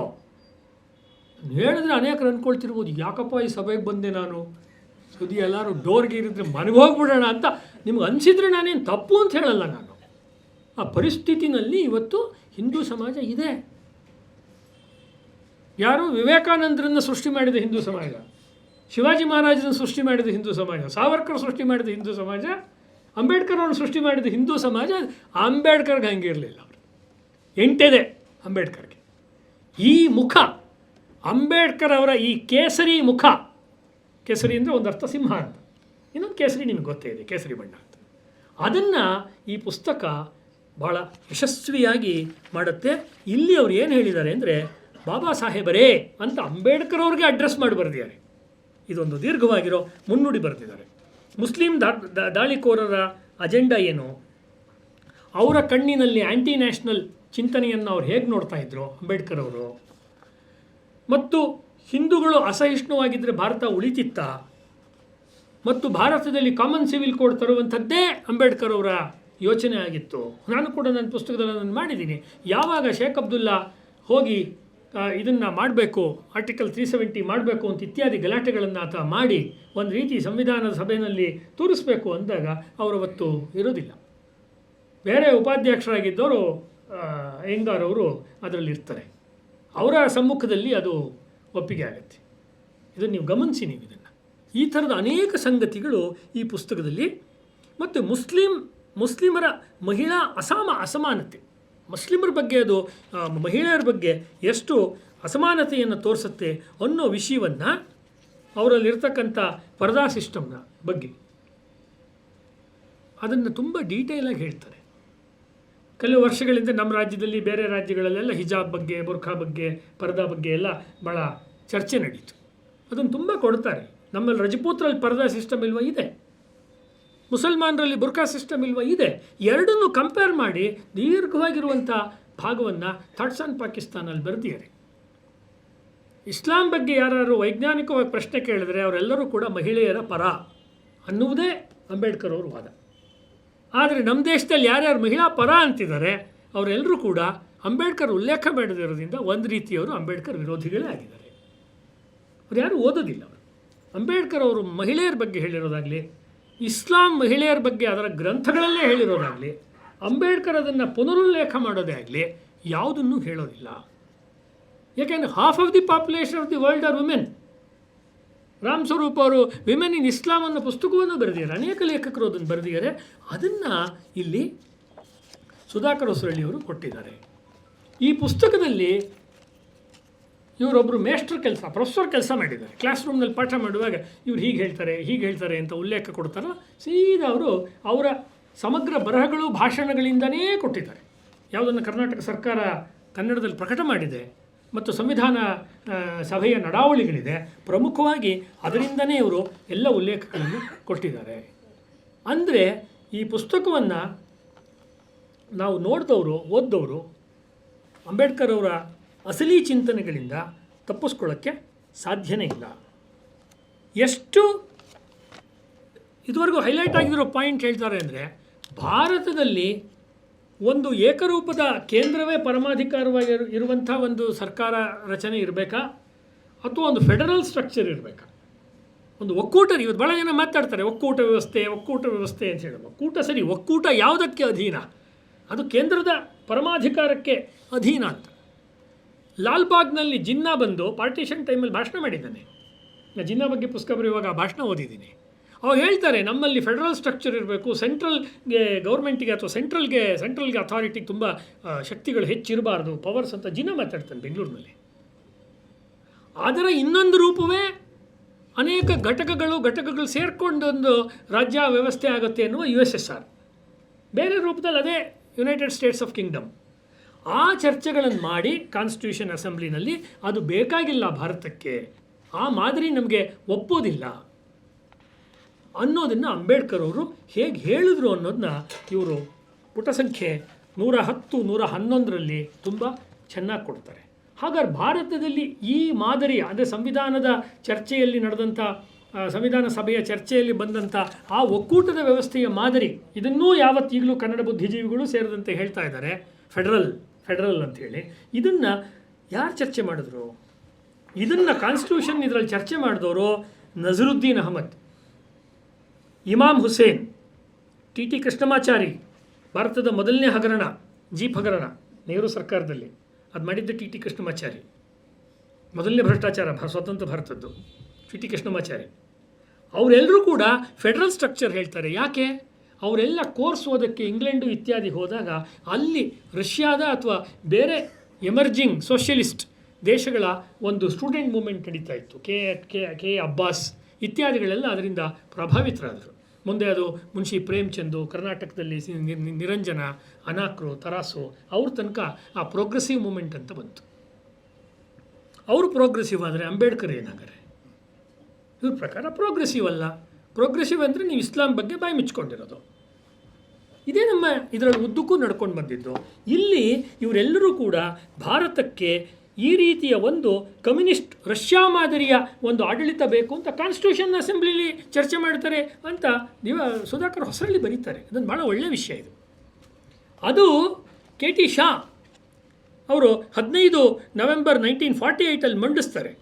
ಇದು ಒಂದು ವಿಷಯ ಆಯಿತು. ಅದು ಯಾವುದು ಅಂದರೆ, ಇನ್ನೊಂದು ವಿಷಯ ಮಂಡಿಸೋದು ಅಂದರೆ, ಈಗ ರಾಹುಲ್ ಗಾಂಧಿ ಇವರೆಲ್ಲ ಹೇಳ್ತಾ ಇದ್ದಾರಲ್ಲ, ಭಾರತದಲ್ಲಿ ಸೆಕ್ಯುಲರ್ ಮತ್ತು ಸೋಷಿಯಲಿಸ್ಟ್ ಈ ಕಾನ್ಸೆಪ್ಟನ್ನು ಸಂವಿಧಾನದಲ್ಲಿ ಇರಬೇಕು ಅಂತ ಆವಾಗಲೇ ಮಂಡಿಸಿದ್ರು. 1948 15 ನವೆಂಬರ್ನಲ್ಲಿ ಕೆ ಟಿ ಶಾ ಅವರು ಮಂಡಿಸ್ತಾರೆ. ಅದು ಸಂವಿಧಾನದ, ಅದನ್ನು ಅಂಬೇಡ್ಕರ್ ಅವರು ತಿರಸ್ಕರಿಸ್ತಾರೆ. ಚರ್ಚೆ ಆಗಿದೆ ಇದು. ಅದನ್ನು ಸಂವಿಧಾನವನ್ನು ಅಮಾನತ್ನಲ್ಲಿಟ್ಟು ಇಂದಿರಾ ಗಾಂಧಿ ಅದನ್ನು ಎಮರ್ಜೆನ್ಸಿ ಟೈಮಲ್ಲಿ ಹಾಕಿದ್ದು. ಹಾಗಾಗಿ ನಮಗೆ ರಾಹುಲ್ ಗಾಂಧಿ ಅವರು ತೋರಿಸ್ತಾ ಇರೋ ಕಾನ್ಸ್ಟಿಟ್ಯೂಷನ್ನು ಅಂಬೇಡ್ಕರ್ ಅವ್ರ ಕಾಲದಲ್ಲಿ ಬಂದಿರೋ ಕಾನ್ಸ್ಟಿಟ್ಯೂಷನ್ನ ಅಥವಾ ಈ ಸೆಕ್ಯುಲರ್ ಮತ್ತು ಸೋಷಿಯಲಿಸ್ಟ್ ಅಂತ ಹೇಳೋವಂಥದ್ದು ಅಂತ ಗೊತ್ತಿಲ್ಲ. ಹಾಗಾಗಿ ಅವ್ರು ತೆಗೆದು ತೋರಿಸಿಲ್ಲ ಅದನ್ನು. ಅದೊಂದು ರಹಸ್ಯ. ಅವರೇನು ಹೇಳ್ತಾರೆ ಡಾಕ್ಟರ್ ಅಂಬೇಡ್ಕರ್, ಈ ನೆಲಮೂಲ ಸಂಸ್ಕೃತಿಗೆ ವಿರುದ್ಧವಾದ ಪಾಶ್ಚಾತ್ಯ ಕಲ್ಪನೆಯನ್ನು, ಸೆಕ್ಯುಲರ್ ಚಿಂತನೆಯನ್ನು ಸಂವಿಧಾನದ ಒಳಗೆ ಬಿಡಲು ನಾನು ಒಪ್ಪುವುದೇ ಇಲ್ಲ. ಸೆಕ್ಯುಲರ್ ಚಿಂತನೆಯನ್ನು ಸಂವಿಧಾನದ ಒಳಗೆ ಬಿಡಲು ನಾನು ಒಪ್ಪುವುದೇ ಇಲ್ಲ. ನೀವು ಆ್ಯಂಟಿ ಸೆಕ್ಯುಲರ್, ಹೌದು, ಭಾರತದಲ್ಲಿ ನೀವು ಆ್ಯಂಟಿ ಸೆಕ್ಯುಲರ್ ಆಗ್ಬೋದು. You cannot become an anti national. ನೀವು ರಾಷ್ಟ್ರೀಯ ವಿರೋಧಿ ಆಗೋಕ್ಕಾಗಲ್ಲ. ಸೆಕ್ಯುಲರಿಸಮ್ ವಿರೋಧಿ ಆಗ್ಬೋದು. ನಾನು ಸೆಕ್ಯುಲರ್ ವಿರೋಧಿ ಹಿಂದೂ. ನಂಗೆ ಸೆಕ್ಯುಲರಿಸಮ್ ಕಂಡ್ರೆ ಆಗಲ್ಲ ರೀ. ನಂಗೆ ಸಮಸ್ಯೆ ಇದೆ ಸೆಕ್ಯುಲರಿಸಮ್ ಬಗ್ಗೆ. ಹೆಂಗೆ ನಂಗೆ ಇಸ್ಲಾಂ ಬಗ್ಗೆ ಸಮಸ್ಯೆ ಇದೆ, ಕ್ರಿಶ್ಚಿಯಾನಿಟಿ ಬಗ್ಗೆ ಸಮಸ್ಯೆ ಇದೆ, ಕುರಾನ್ ಮತ್ತು ಹದೀಸ್ ಬಗ್ಗೆ ಸಮಸ್ಯೆ ಇದೆ, ಬೈಬಲ್ ಬಗ್ಗೆ ಸಮಸ್ಯೆ ಇದೆ, ಕಮ್ಯುನಿಸ್ಟ್ ಮ್ಯಾನಿಫೆಸ್ಟೋ ಬಗ್ಗೆ ಸಮಸ್ಯೆ ಇದೆ, ಸೆಕ್ಯುಲರಿಸಮ್ ಬಗ್ಗೆನೂ ನಂಗೆ ಸಮಸ್ಯೆ ಇದೆ. ನಾನೇನಾದ್ರು ಕಾನೂನಿಗೆ ವಿರುದ್ಧವಾಗಿ ನಡ್ಕೊಂಡಿದ್ದೀನ? ಅಚ್ಚುಕಟ್ಟಾಗಿರೋ ಮರ್ಯಾದಸ್ಥ ಜೀವನ ನಡೆಸ್ತಾ ಇದ್ದೀನಲ್ಲ ಸಮಾಜದಲ್ಲಿ, ದೇಶದಲ್ಲಿ. ಏನು ಸಮಸ್ಯೆ ಆಗಿದೆ ನನ್ನಿಂದ? ಯಾವ ಒಂದೇ ವಾರ ಟ್ರೈನಿಂಗ್ ನಾನು ಕಲ್ಲು ಹೊಡೆದಿದ್ದೀನಿ? ಯೋಚನೆ ಮಾಡಬೇಕಿದನ್ನು. ಯಾಕೆ ಇದನ್ನು ಹೇಳಿದೆ ಅಂದರೆ, secularism was not an integral part of the constitution ಅಂತ ಸಂವಿಧಾನದ ನಿರ್ಮಾಪಕರ ಜವಾಬ್ದಾರಿಯಲ್ಲಿದ್ದ ಅಂಬೇಡ್ಕರ್ ಹೇಳ್ತಾರೆ. ಯಾಕೆ ಅಂದರೆ, ಈಗಾಗಲೇ ರಾಜ್ಯ ನೀತಿ ನಿರ್ದೇಶಕ ತತ್ವಗಳಲ್ಲಿ, ಡೈರೆಕ್ಟಿವ್ ಪ್ರಿನ್ಸಿಪಲ್ಸಲ್ಲಿ ಸ್ಥಾಪಿತವಾಗಿರುವ ಸಮಾಜವಾದಿ ಚಿಂತನೆಗಳಿಗಿಂತ, ಅಂದರೆ ಅಲ್ಲಿ ಅಡಕವಾಗಿರುವ ಚಿಂತನೆಗಳಿಗಿಂತ ವಿಪರೀತವಾದ ಸಮಾಜವಾದದ ಚಿಂತನೆಯನ್ನು ನಾನು ಒಪ್ಪುವುದೂ ಇಲ್ಲ. ಈಗಾಗಲೇ ನೀವು ವೆಸ್ಟರ್ನ್ ಮಾಡೆಲ್ಸ್ ಆಗಲಿ, ಬುದ್ಧನ ಮತ್ತೊಂದಾಗಲಿ ಎಲ್ಲವನ್ನು ತೊಗೊಂಡು ನಾವು ಸಮಾಜದ ಬಗ್ಗೆ ಹೇಗಿರಬೇಕು ಅಂತ ಚಿಂತನೆಯನ್ನು ಮಾಡಿಬಿಟ್ಟಿದ್ದೀವಿ. ಅದಕ್ಕಿಂತ ಭಿನ್ನವಾದ್ದನ್ನು ನಾವು ಮಾಡುವ ಅಗತ್ಯವಿಲ್ಲ. ಮತ್ತು ಇದನ್ನು ಯಾಕೆ ತೊಗೊಂಡು ಬಂದರು ಅಂತ ಹೇಳಿದ್ರೆ, ಯಾರು ಅದನ್ನು ತಂದರೂ ಅವರು ಅಂಬೇಡ್ಕರ್ ಅವರ ವಿರೋಧಿಗಳಾಗಿದ್ದಾರೆ. ಮೊದಲಿಗೆ ರಾಮ, ಕೃಷ್ಣ, ಬುದ್ಧ, ಉಪನಿಷತ್ತುಗಳು ಇತ್ಯಾದಿಗಳ ಚಿತ್ರವಿರುವ, ಡ್ರಾಯಿಂಗ್ಗಳಿರುವ ಮೂಲ ಸಂವಿಧಾನದ ಪ್ರತಿಯನ್ನೇ ಸಾಮಾನ್ಯ ಜನಗಳಿಂದ ಮುಚ್ಚಿಡಲಾಯಿತು. ಇತ್ತೀಚೆಗೆ ತಂಗಿದೆ ಅಂತ ಕಾಣಿಸ್ತಾ ಇದೆ. ನಾನು ಎಂಬೆಸಿ ವಿಯೆಟ್ನಾಂನಲ್ಲಿ ಕೆಲಸ ಮಾಡುವಾಗ ಕಾನ್ಸ್ಟಿಟ್ಯೂಷನ್ ಡೇ ಮಾಡ್ತಾಯಿದ್ರು. ಅವಾಗ ಅದಿತ್ತು. ಅವಾಗ ಅದನ್ನೆಲ್ಲ ನಮ್ಮ ಲೈಬ್ರರಿ ಕಾಪಿ ಇತ್ತು. ಅದನ್ನು ನೋಡಿದಾಗ ನಮಗೆ ಗಾಬರಿ. ಇದೆಲ್ಲ ನಮ್ಮದಿದೆಯಲ್ಲ, ನಮ್ಮ ಯಾವುದನ್ನು ನಾವು ಸನಾತನ ಹಿಂದೂ ಕಲ್ಚರ್ ಅಂತ ನಾವು ಉದ್ದಕ್ಕೂ ಹೇಳ್ಕೊಂಡು ಬಂದಿದ್ದೀವಿ. ನಮ್ಮ ಬಾಲ್ಯಕಾಲದಿಂದ ನಾವು ನೋಡ್ಕೊಂಡು ಬಂದಿದ್ದೀವಿ. ಸಂಘಸ್ಥಾನದಲ್ಲೇ ಇರ್ಬೋದು ಅಥವಾ ನಮ್ಮ ಮನೆಯಲ್ಲಿರ್ಬೋದು, ಬೇರೆ ಜಾಗಗಳಲ್ಲಿ ಅದೇ ಇದೆ. ಸಂಘದಲ್ಲೂ ರಾಮನ ಬಗ್ಗೆ ಹೇಳ್ತಿದ್ರು, ನಮ್ಮಮ್ಮನೂ ರಾಮನ ಪೂಜೆ ಮಾಡ್ತಿದ್ಲು. ಅದೇ ಇದೆಯಲ್ಲ ಕಾನ್ಸ್ಟಿಟ್ಯೂಷನಲ್ಲಿ. ಅಂದರೆ ಇಟ್ ಈಸ್ ಸೋ ಆತ್ಮೀಯ. ಅದು ಆಗಬಾರ್ದು ಅಂತ ಅದಕ್ಕೊಂದು ವಿಚಿತ್ರವಾದ ಅಪರಿಚಿತ ಗುಣವನ್ನು ಮುಂದಿನ ಕಾಲದ ಶಾಸನಕಾರರು, ನೆಹರು ಇತ್ಯಾದಿ ಅದನ್ನು ಮಾಡಿಕೊಂಡು ಬಂದರು. ಹೀಗೆ ಸಂವಿಧಾನದ ಮೂಲ ಪ್ರತಿಯನ್ನೇ ಬಚ್ಚಿಟ್ರು. ಸಂವಿಧಾನದ ಮೂಲ ನಿಯಮಗಳಲ್ಲಿ ಏನಿತ್ತು ಅನ್ನೋದನ್ನು ಮರೆಮಾಚಿದರು. ಮೂರನೇದು, ಡಾಕ್ಟರ್ ಬಿ ಆರ್ ಅಂಬೇಡ್ಕರ್ ಅವರ ದೇಹವನ್ನು ತ್ಯಾಗ ಮಾಡಿದ ನಂತರ ಅವರ ರೈಟಿಂಗ್ಸ್ ಎಲ್ಲ ಡಿಸ್ಪ್ಯೂಟ್ ಆಗೋದು ಕೋರ್ಟ್ ಕೊಟ್ಟಾಯಿತು. ಅವರ ಮಗ, ಮೊದಲನೇ ಹೆಂಡತಿಯ ಮಗ ಪ್ರಕಾಶ್ ಅಂಬೇಡ್ಕರ್ ಮತ್ತು ಅವರ ಎರಡನೇ ಪತ್ನಿ ಸವಿತಾ ಅಂಬೇಡ್ಕರ್ ಅವರ ನಡುವೆ ಕೋರ್ಟ್ ಕೇಸ್ ಆಗಿಬಿಟ್ಟು ಅದು ಅನೇಕ ವರ್ಷಗಳು ನಡೆದು 70ರ ದಶಕದಲ್ಲಿ ನಡೆಯಿತು. ಆ ಕಾಲದಲ್ಲಿದ್ದ ಕಾಂಗ್ರೆಸ್ನವರು ತುಂಬ ಚೆನ್ನಾಗಿ ಅದರ ಅಡ್ವಾಂಟೇಜ್ ತೊಗೊಂಡ್ರು. That was A dark period in the life and study of Ambedkar studies. ತುಂಬ ಜನಕ್ಕೆ ಗೊತ್ತಿಲ್ಲ ಇದು. ನಾನು ಜೀವಮಾನ ಪೂರ್ತಿ ಅಂಬೇಡ್ಕರ್ ಸ್ಟಡಿ ಮಾಡಿರೋಣ ಈ ಮಾತನ್ನು ಹೇಳಬಲ್ಲೆ. ಬಾಲ್ಯಕಾಲದಿಂದ ನಾನು ಅಂಬೇಡ್ಕರ್ ಸಾಹಿತ್ಯ ಓದ್ತಾನೆ, ಸುಮ್ಮನೆ ಹೇಳೋದಲ್ಲ. ಬಾಲ್ಯಕಾಲದಿಂದ ಶಾಖೆಗೆ ಹಿಂಗೆ ಹೋಗಿದ್ದೀನೋ, ಬಾಲ್ಯಕಾಲದಿಂದ ನಾನು ಅಂಬೇಡ್ಕರ್ ಸಾಹಿತ್ಯ ಓದ್ತಾನೆ, ಅಲ್ಲಿದೆ ಅದರಲ್ಲಿ ಬಿಟ್ಬಿಟ್ರು. ಆಮೇಲೆ ಪುಣ್ಯಾತ್ಮ ನಾವು ಜ್ಞಾಪಿಸ್ಕೊಳ್ಬೇಕಾದ ಸಂಜೆ ಹೊತ್ತಿನಲ್ಲಿ ವಸಂತ್ ಮೂನ್ ಅಂತ ಒಬ್ಬ ಪುಣ್ಯಾತ್ಮ, ನ್ಯಾಷನಲ್ ಬುಕ್ ಟ್ರಸ್ಟ್ ಅವರಿಗೆ ಬರೆದಿರೋ ಅಂಬೇಡ್ಕರ್ ಪುಸ್ತಕ ಅವರೇ ಬರೆದಿರೋದು. ಆತ ಮರಾಠಿಯವರು. ಆ ಎಲ್ಲವನ್ನು ತೆಗೆಯೋ ಹೊತ್ತಿಗೆ ಅನೇಕ ಟ್ರಂಕ್ಗಳಲ್ಲಿರೋದಕ್ಕೆಲ್ಲ ಹುಳ ಹತ್ಬಿಟ್ಟಿದೆ. ಅವ್ರು ಬರೆದಿದ್ದಾರೆ ನೋಡಿ ಮುನ್ನುಡಿನಲ್ಲಿ. Only Hindu society has to make some time to read the writings of Ambedkar in ಒರಿಜಿನಲ್ಸಲ್ಲಿ ಓದಬೇಕು. ಅನುವಾದಗಳನ್ನು ನಂಬಕ್ಕಾಗಲ್ಲ. ಅದರಲ್ಲಿ ಬೇಕಾದಷ್ಟು ಹೇರಾಪೇರಿಗಳನ್ನು ಮಾಡಿದ್ದಾರೆ, ಬೇಕಾದಷ್ಟು ಮಾಡಿದ್ದಾರೆ. ಸರ್ಕಾರ ಇಲ್ಲಿದ್ದಾಗಲೇ ಮಾಡೋದು ಹೇಳೋದಾದರೆ, ಈ ಮೊದಲನೇ ಬಾರಿ ಸಿದ್ದರಾಮಯ್ಯನವ್ರ ಸರ್ಕಾರ ಬಂದಿದ್ದಾಗ ಗೌರ್ಮೆಂಟಿಂದ ಅವರು ಸಂಪುಟಗಳನ್ನು ತಂದಿದ್ರಲ್ಲ, ಅಂಬೇಡ್ಕರ್ ಅವ್ರ ಸಂಪುಟ ಮತ್ತೆ ತರ್ತಾನೆ ಇರ್ತಾರೆ. ಆವಾಗ ನಾವು ನೋಡೋಣ ಥಾಟ್ಸ್ ಆನ್ ಪಾಕಿಸ್ತಾನ್ ಎಲ್ಲಿದೆ ಅಂತ ನೋಡಿದ್ರೆ ಹಿಂದಿನ ಲೇಖನ ಮುಗಿದಿದೆ, ಹಿಂದಿನ ಪುಸ್ತಕ ಮುಗಿದಿದೆ. ಮುಂದಿನ ಪೇಜ್ಗೆ ಒಂದು ವೈಟ್ ಪೇಪರ್ ಹಾಕಬೇಕು ಅಂತಿಲ್ಲ. ಆಮೇಲೆ ಹೊಸ ಪುಸ್ತಕದ ಟೈಟ್ಲ್ ಕೊಡಬೇಕು ಅಂತಿಲ್ಲ. ಆ ಪುಸ್ತಕದ ಎಷ್ಟೆಷ್ಟು ಎಡಿಷನ್ಸ್ ಆಗಿದೆ ಇಂಗ್ಲೀಷ್ನಲ್ಲಿ ಏನು ಕೊಡಬೇಕಾಗಿಲ್ಲ. ಮತ್ತವರು ನನ್ನ ಪ್ರಿಯ ರಾಮೋಳಿಗೆ ಅಂತ ತಮ್ಮ ಪತ್ನಿ ರಮಾಬಾಯಿ ಅಂಬೇಡ್ಕರ್ ಅವ್ರಿಗೆ ಅರ್ಪಣೆ ಮಾಡಿರೋ ಪುಟವೇ ಇಲ್ಲ. ಸೀದಾ ಕಂಟಿನ್ಯೂಸ್ ಆಗಿ ಅದನ್ನು ಪ್ರಿಂಟ್ ಮಾಡಿ ಹಾಕಿದ್ದಾರೆ ಅತ್ಲಾಗೆ. ಯಾಕೆ ಅಂದರೆ ಥಾಟ್ಸ್ ಆನ್ ಪಾಕಿಸ್ತಾನ್ ಪುಸ್ತಕ ಇಲ್ಲಿ ಕಣ್ಣಿಗೆ ಬೀಳಬಾರ್ದು, ಕೊಂಡ್ಕೊಂಡ್ರು ಪುಸ್ತಕನ. ಇದು ಇನ್ನೊಂಥರ ಅಂಬೇಡ್ಕರ್ನ ಮುಚ್ಚಿಡೋ ಕೆಲಸವನ್ನು ಮಾಡಿದ್ದಾರೆ. ಈಗ ನಾನು ರೀಸೆಂಟ್ ಪಾಸ್ಟಲ್ಲಿ ಹೇಳ್ತಾ ಇರೋದು, ಎಷ್ಟು ಬೇಕು ಈ ಥರ ಉದಾಹರಣೆಗಳು. ಈ ಕೆಲಸವನ್ನು ಮಾಡಿದರು. ಸೊ ವಸಂತ್ ಮೋಹನ್ ಅವ್ರ ಕಾಲದಲ್ಲಿ ಇದು ಒಂದು ರೀತಿ ಬೆಳಕಿಗೆ ಬಂತು. ಸುಧಾಕರ್ ಹೊಸಳ್ಳಿಯವರು ಅದನ್ನು ಇನ್ನೊಂದು ರೀತಿಯಲ್ಲಿ ಸಮಾಜದ ಮುಂದೆ ಇಡ್ತಾ ಇದ್ದಾರೆ. ತುಂಬ ಮುಖ್ಯವಾದ ಕೆಲಸವನ್ನು ಈ ಪುಸ್ತಕ ಮಾಡಿದೆ. ಅಂಬೇಡ್ಕರ್ ಬಗ್ಗೆ ರಮ್ಯವಾಗಿ, ಭಾಳ ರೋಚಕವಾಗಿ ಸಿದ್ಧಲಿಂಗಯ್ಯನವರು ಇದ್ದಾಗ ಒಂದು ಕಥೆ ಹೇಳೋರು, ನಮ್ಮ ಕನ್ನಡ ಸಾಹಿತಿ ಸಿದ್ಧಲಿಂಗಯ್ಯನವರು. ಅದು ಹಿಂದೆ ವಿವೇಕಾನಂದರ ಬಗ್ಗೆ ನಾವು ಕೇಳಿದ್ವಿ ಚಿಕ್ಕ ವಯಸ್ಸಿನಲ್ಲಿ. ಕಥೆ ಅದೇನೆ, ಹೀರೋ ಶಿಫ್ಟ್ ಆದರು ಅಷ್ಟೇ. ಅವ್ರ ಪುಸ್ತಕ ಹಿಂಗೆ ಮೇಲೆ ಕೆಸ್ಬಿಡೋರಂತೆ. ಅವರು ಹಾಸ್ಟೆಲಲ್ಲಿ ಇದರಲ್ಲಿ ಓದುವಾಗ ಅಥವಾ ಅವರ ಲೈಬ್ರರಿನಲ್ಲಿ ಎಸ್ಬಿಟ್ರೆ ಅದು ಕೆಳಗಡೆ ಗರಗರ ಅಂತ ಪುಸ್ತಕ ಗರಗರ ಆಗಿ ತಿರ್ಕೊಂಬರುತ್ತೆ. ರಜನಿಕಾಂತ್ ಸಿನಿಮಾ ಥರ ತಿರ್ಕೊಂಡು ಹಿಂಗೆ ಬರುವಾಗ ಪೂರ್ತಿ ಪೇಜೆಲ್ಲ ಓದ್ಬಿಟ್ಟಿರೋದು. ಇದೆಲ್ಲ ಒಂಥರ ಮಿಥಿಫಿಕೇಷನ್ ಅಷ್ಟೇ. ಅಂಬೇಡ್ಕರಿಗೆ ಬೇಕಾಗಿರೋದು ಡಿಮಿಥಿಫಿಕೇಷನ್ನು ಮಾಡಿದ್ದಾರೆ. ನಾನೇ ಭಾಷಣ ಸಿದ್ಧಲಿಂಗಯ್ಯನವರು ಉಲ್ಲೇಖ ಮಾಡಿ ಹಿಂಗೆ ಪುಸ್ತಕ ಬಿಸಾಕ್ಬಿಟ್ರೆ ಹಂಗೆ ಓದೋಕ್ಕಾಗುತ್ತೆ, ಕಣ್ಣು ಹಾಳಾಗೋಗ್ಬಿಡುತ್ತೆ. ಯಾರಿಗೇ ಆದರೂ ಅಷ್ಟೇ. ಅವ್ರು ಸ್ಟೂಡಿಯಸ್, ಅವರು ನೆಟ್ಟಿಗೆ ಓದೋರು, ಹಿಂಗೆ ಪುಸ್ತಕ ಬಿಚ್ಚು ಓದ್ತಿದ್ರು ಅಷ್ಟೇ. ಅವರೇ ಹಸ್ತಾಕ್ಷರ ಮಾಡಿರೋ, ಅಂಡರ್ಲೈನ್ ಮಾಡಿರೋ ಪುಸ್ತಕ ನಾನು ನೋಡಿದ್ದೀನಿ. ಅಂಬೇಡ್ಕರ್ ಅವರೇ ಯೂಸ್ ಮಾಡಿರೋ ಕಾಪಿ ನಾನು ನೋಡ್ಬಿಟ್ಟು ಮಾತಾಡ್ತಾ ಇದ್ದೀನಿ. ಆ ಥರ ತುಂಬ ಮೂಲಭೂತವಾದ ಸಂಶೋಧನಾ ಕೃತಿ ಇದೆ ಆ್ಯಕ್ಚುಲಿ. ಹಾಗಂತ ಓದ್ಕೋಬೋದು ತುಂಬ ಚೆನ್ನಾಗಿ. ಈ ಬರವಣಿಗೆ ಏನು ಮಾಡಿದ್ದಾರೆ, ಒಂದು ಪಾಯಿಂಟ್ ನಿಮ್ಗೆ ಹೇಳಿದೆ, ಎಲ್ಲ ಪಾಯಿಂಟು ಹೇಳಿದ್ರೆ ಆಮೇಲೆ ನೀವು ಪುಸ್ತಕ ಕೊಂಡ್ಕೊಳ್ಳಲ್ಲ. ನೀವು ಕೊಂಡ್ಕೋಬೇಕು ಪುಸ್ತಕನ. ಒಂದು 5 ಕಾಪಿನಾರು ತೊಗೊಳ್ಳಿ. ಈಗ ಪುಸ್ತಕ ಪರಿಚಯ ಮಾಡೋರ ಕೆಲಸನೇ ಅದು ಆ್ಯಕ್ಚುಲಿ. ಎಲ್ಲ ಹೇಳಿದ್ಮೇಲೆ ಇದನ್ನು ಕೊಂಡ್ಕೊಳ್ಳಿ ಅಂತ ಹೇಳ್ಬೇಕು ಆ್ಯಕ್ಚುಲಿ. ಇನ್ನೊಂದು ಹಿಂದೂ ಸಮಾಜದ ಬಗ್ಗೆ ಅವರು ಈ ಪುಸ್ತಕದಲ್ಲಿ ಅವ್ರು ಹೇಳಬೇಕಾದ್ರೆ ತುಂಬ ಮುಖ್ಯವಾಗಿರೋ ಪಾಯಿಂಟ್ ಏನು ಅಂತ ಹೇಳಿದ್ರೆ, ಒಂದು ಫೇಮಸ್ ಆಗಿರೋ ಮಾತೇನೆಂದರೆ, RSSನವರು ಅಂಬೇಡ್ಕರ್ನ ಹೈಜಾಕ್ ಮಾಡಿದ್ದಾರೆ. ಮಾಡಲಿ ಬಿಡಿ, ಫಸ್ಟ್ ಪಾಯಿಂಟ್ ಮಾಡಲಿ ಬಿಡಿ, ಒಳ್ಳೇದೇ ತಾನೆ. ಹೈಜಾಕ್ ನೀವೇ ಯಾಕೆ ಮಾಡಬೇಕು? ಹೈಜಾಕ್ ಮಾಡಿಲ್ಲ RSS, ಮಾಡಲಿ ಬಿಡಿ ವಾದಕ್ಕೋಸ್ಕರ. ಮಾಡಿದ್ರೆ ಏನು ತಪ್ಪು? ಕಮ್ಯುನಿಸ್ಟ್ರು ಮಾಡೋಕ್ಕೆ ನೋಡಿದ್ರು ಆಗಲಿಲ್ಲ. ಬಟ್ ಈ ಕಮ್ಯುನಿಸ್ಟ್ರು 10-15 ವರ್ಷದಿಂದ ಅಂಬೇಡ್ಕರ್ ಬಗ್ಗೆ ವರ್ಷಕ್ಕೊಂದ್ಸತಿ ವಿಶೇಷಾಂಕ ತರ್ತಾ ಇದ್ದಾರೆ. ಕರ್ನಾಟಕದ ಒಂದು ಪ್ರತಿಷ್ಠಿತ ಕಮ್ಯುನಿಸ್ಟ್ ಪಬ್ಲಿಕೇಶನ್ ಹೌಸ್. ಅನಿವಾರ್ಯ ಅವ್ರಿಗೆ.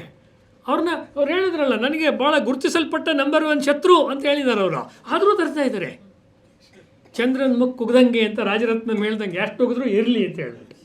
ಏಕೆಂದರೆ ಅವರು ಜೀವನ ನಡಿಬೇಕಲ್ಲ, ಚಾಯ್ ಪಾನಿ ಅಂತಾರಲ್ಲ, ಜೀವನ ನಡಿಬೇಕಲ್ಲ ಪಾಪ. ಅವರಿಗೆ ಗಾಂಧಿವಾದ ಸೇಲ್ ಆಗ್ತಿಲ್ಲ, ಫುಲ್ ಹೊಟ್ಟೋಗ್ಬಿಟ್ಟಿದೆ, ನೆಲ ಕಚ್ಚಿಬಿಟ್ಟಿದೆ ಗಾಂಧಿವಾದ ಇಂಡಿಯಾದಲ್ಲಿ. ಇವತ್ತು ಸರ್ಕಾರ ಏನಾದರೂ ಅದ್ರ ಆಕ್ಸಿಜನ್ ಮಾಸ್ಕ್ ತೆಗೆದ್ರೆ ಗಾಂಧಿವಾದ ಬಿದ್ದೋಗುತ್ತೆ. ಬಹುಶಃ ರಜನೀಶಿಂದ ನನ್ನ ತನಕ ಇದೊಂದು 1000 ಸತಿ ಹೇಳಿದ್ವಿ ನಾವು. ಯಾವುದೇ ಗೌರ್ಮೆಂಟ್ ಇರ್ಬೋದು, ಒಂದು ಸತಿ ಅದಕ್ಕೆ ಹಾಕಿರೋ ಆಕ್ಸಿಜನ್ ಸಿಲಿಂಡರ್ ತೆಗೆದ್ರೆ ತನ್ನ ಅಪನಿ ಬಲಭೂತಿ ಪರ್ ಅಂತಾರಲ್ಲ, ಹಿಂದಿಲಿ ನಿಂತ್ಕೊಳ್ಳಿ ನೋಡೋಣ. RSS ವಿಚಾರ ನಿಂತ್ಕೊಂಡಿದೆ, ವಿವೇಕಾನಂದರ ವಿಚಾರ ನಿಂತ್ಕೊಂಡಿದೆ, ಸಾವರ್ಕರ್ ವಿಚಾರ ನಿಂತ್ಕೊಂಡಿದೆ, ಅಂಬೇಡ್ಕರ್ ವಿಚಾರ ಗೌರ್ಮೆಂಟ್ ಸಪೋರ್ಟ್ ಇಲ್ಲದೆ ಬೇಕಷ್ಟು ವರ್ಷ ಅದನ್ನು ದಲಿತ್ ಪ್ಯಾಂಥರ್ಸು ಅಥವಾ ಅದಕ್ಕೆ ಮುಂಚೆ ಇದ್ದಂಥ ರಿಪಬ್ಲಿಕನ್ ಪಾರ್ಟಿ ಆಫ್ ಇಂಡಿಯಾದವ್ರು ನಡೆಸ್ಕೊಂಡು ಬಂದಿದ್ದಾರೆ. ಅದರ ಲೋಪದೋಷಗಳು ಏನೇ ಇರಲಿ ಕಾರ್ಯತಂತ್ರದಲ್ಲಿ ಕೆಲಸ ಮಾಡಿದ್ದಾರೆ. ಕೃಷ್ಣಪ್ಪನವ್ರು ಇಲ್ಲಿ ಕೆಲಸ ಮಾಡಿದ್ದಾರೆ. DSSಗೆ ನಿಂತ್ಕೊಂಡು ಬಂದಿತ್ತಲ್ಲ, ಸರ್ಕಾರದ ಯಾವ ಪೋಷಣೆ ಅನುದಾನವಿಲ್ಲದೆ ನಿಂತ್ಕೊಂಡು ಬಂದಿದ್ದಿಲ್ಲ. ಸ್ವಯಂ ಶಕ್ತಿ ಮೇಲೆ ನಿಂತ್ಕೊಂಡು ಬಂದಿದೆ. ಸ್ವಯಮೇವ ಮೃಗೇಂದ್ರತ ಅನ್ನುವ ರೀತಿ ನಿಂತ್ಕೊಂಡು ಬಂದಿದೆ ಈ ಚಿಂತನೆಗಳು. ಇದು ಹಂಗಲ್ಲ ಆ್ಯಕ್ಚುಲಿ. ಸರ್ಕಾರದ ಸ್ಟ್ರೆಚರ್ಸ್ ಯಾವತ್ತು ಹೋಗುತ್ತೋ, ಊರುಗೋಲು ಹೋಗುತ್ತೋ, ಅನೇಕ ಸರ್ಕಾರಿ ಪೋಷಿತ ಚಿಂತನೆಗಳು ಥುಟ್ ಅಂತ ಹೇಳಿ ಥೊಪ್ಪಂತ ಬಿದ್ದು ಪುಡಿ ಎತ್ತು ಹೋಗುತ್ತೆ. ಏಕೆಂದರೆ ಅವೆಲ್ಲ ಇಸ್ಪೀಟಿನ ಗೋಪುರಗಳು. ಈ ಚಿಂತನೆ ಇಸ್ಪೀಟಿನ ಗೋಪುರ ಅಲ್ಲ. ಒಬ್ಬ ಸನಾತನಿ ಹಿಂದೂ ಸನಾತನ ಸಮಾಜಕ್ಕೆ ಎಷ್ಟು ಉಗಿದು ಉಪ್ಪಿನಕಾಯಿ ಹಾಕಬೇಕು ಅಷ್ಟು ಹಾಕಿ, ಆದರೂ ಆ ಸಮಾಜದ ಒಳಗಡೆಯಲ್ಲೇ ನಿಂತ್ಕೊಂಡಿರೋನಾಗಿ ಆಡಿರೋ ಮಾತು. ಇದು ಅಂಬೇಡ್ಕರ್ ಸ್ಥಾನ ನನ್ನ ಪ್ರಕಾರ. ಅವರು ಇನ್ಸೈಡ್ ಅವ್ರು ಹೊರಗಡೆ ಹೋಗ್ಬೋದಾಗಿತ್ತಲ್ಲ. ಅವರು ಮುಸ್ಲಿಮ್ರಾಗ್ಬೋದಾಗಿತ್ತು, ಬೇಕಾದಷ್ಟಿತ್ತು, ಕ್ರಿಶ್ಚಿಯನ್ರಾಗ್ಬೋದಾಗಿತ್ತು. ಇವತ್ತಿರುವಂಥ ಓವೈಸಿ ಅವರ ತಂದೆ ತಾತ ಎಲ್ಲ ಇದ್ರಲ್ಲ ಆ ಕಾಲದಲ್ಲಿ. ಅವರು ಆ ಕಾಲದವರೆಲ್ಲ ಆಫರ್ ಮಾಡಿದ್ರಲ್ಲ, ಅವ್ರು ಹೋಗಲಿಲ್ವಲ್ಲ, ಯಾರಿಗೂ ಹೋಗಲಿಲ್ಲ ಅವ್ರು ಆ್ಯಕ್ಚುಲಿ. ಅದಕ್ಕೆ ನಾನೊಂದು ಪುಸ್ತಕ ಬರೆದಾಗ ಅದಕ್ಕೆ ಅಂಬೇಡ್ಕರ್ ಅವರಿಗೆ ನಾನು ಅರ್ಪಣೆ ಮಾಡ್ತಾ ಹೇಳಿದೆ, ಎಲ್ಲ ಕಾಲದ ಮೂಕರಿಗೂ ನಾಯಕರಾಗುತ್ತಲೇ ಇರುವ ಅಂಬೇಡ್ಕರ್ ಅವರಿಗೆ ಅಂತ ನಾನು ಪುಸ್ತಕ ಅರ್ಪಣೆ ಮಾಡಿದ್ದೆ. ಇದು ನಮ್ಮ ಜನಕ್ಕೆ ಇನ್ನೂ ಗೊತ್ತಾಗಿಲ್ಲ. ಯಾಕೆ ಅಂದರೆ ನಮ್ಮ ಅಜ್ಜಿ ಒಂದು ಮಾತು ಹೇಳೋರು, ಬೈಯೋರು ಬದುಕಕ್ಕೆ ಹೇಳ್ತಾರೆ.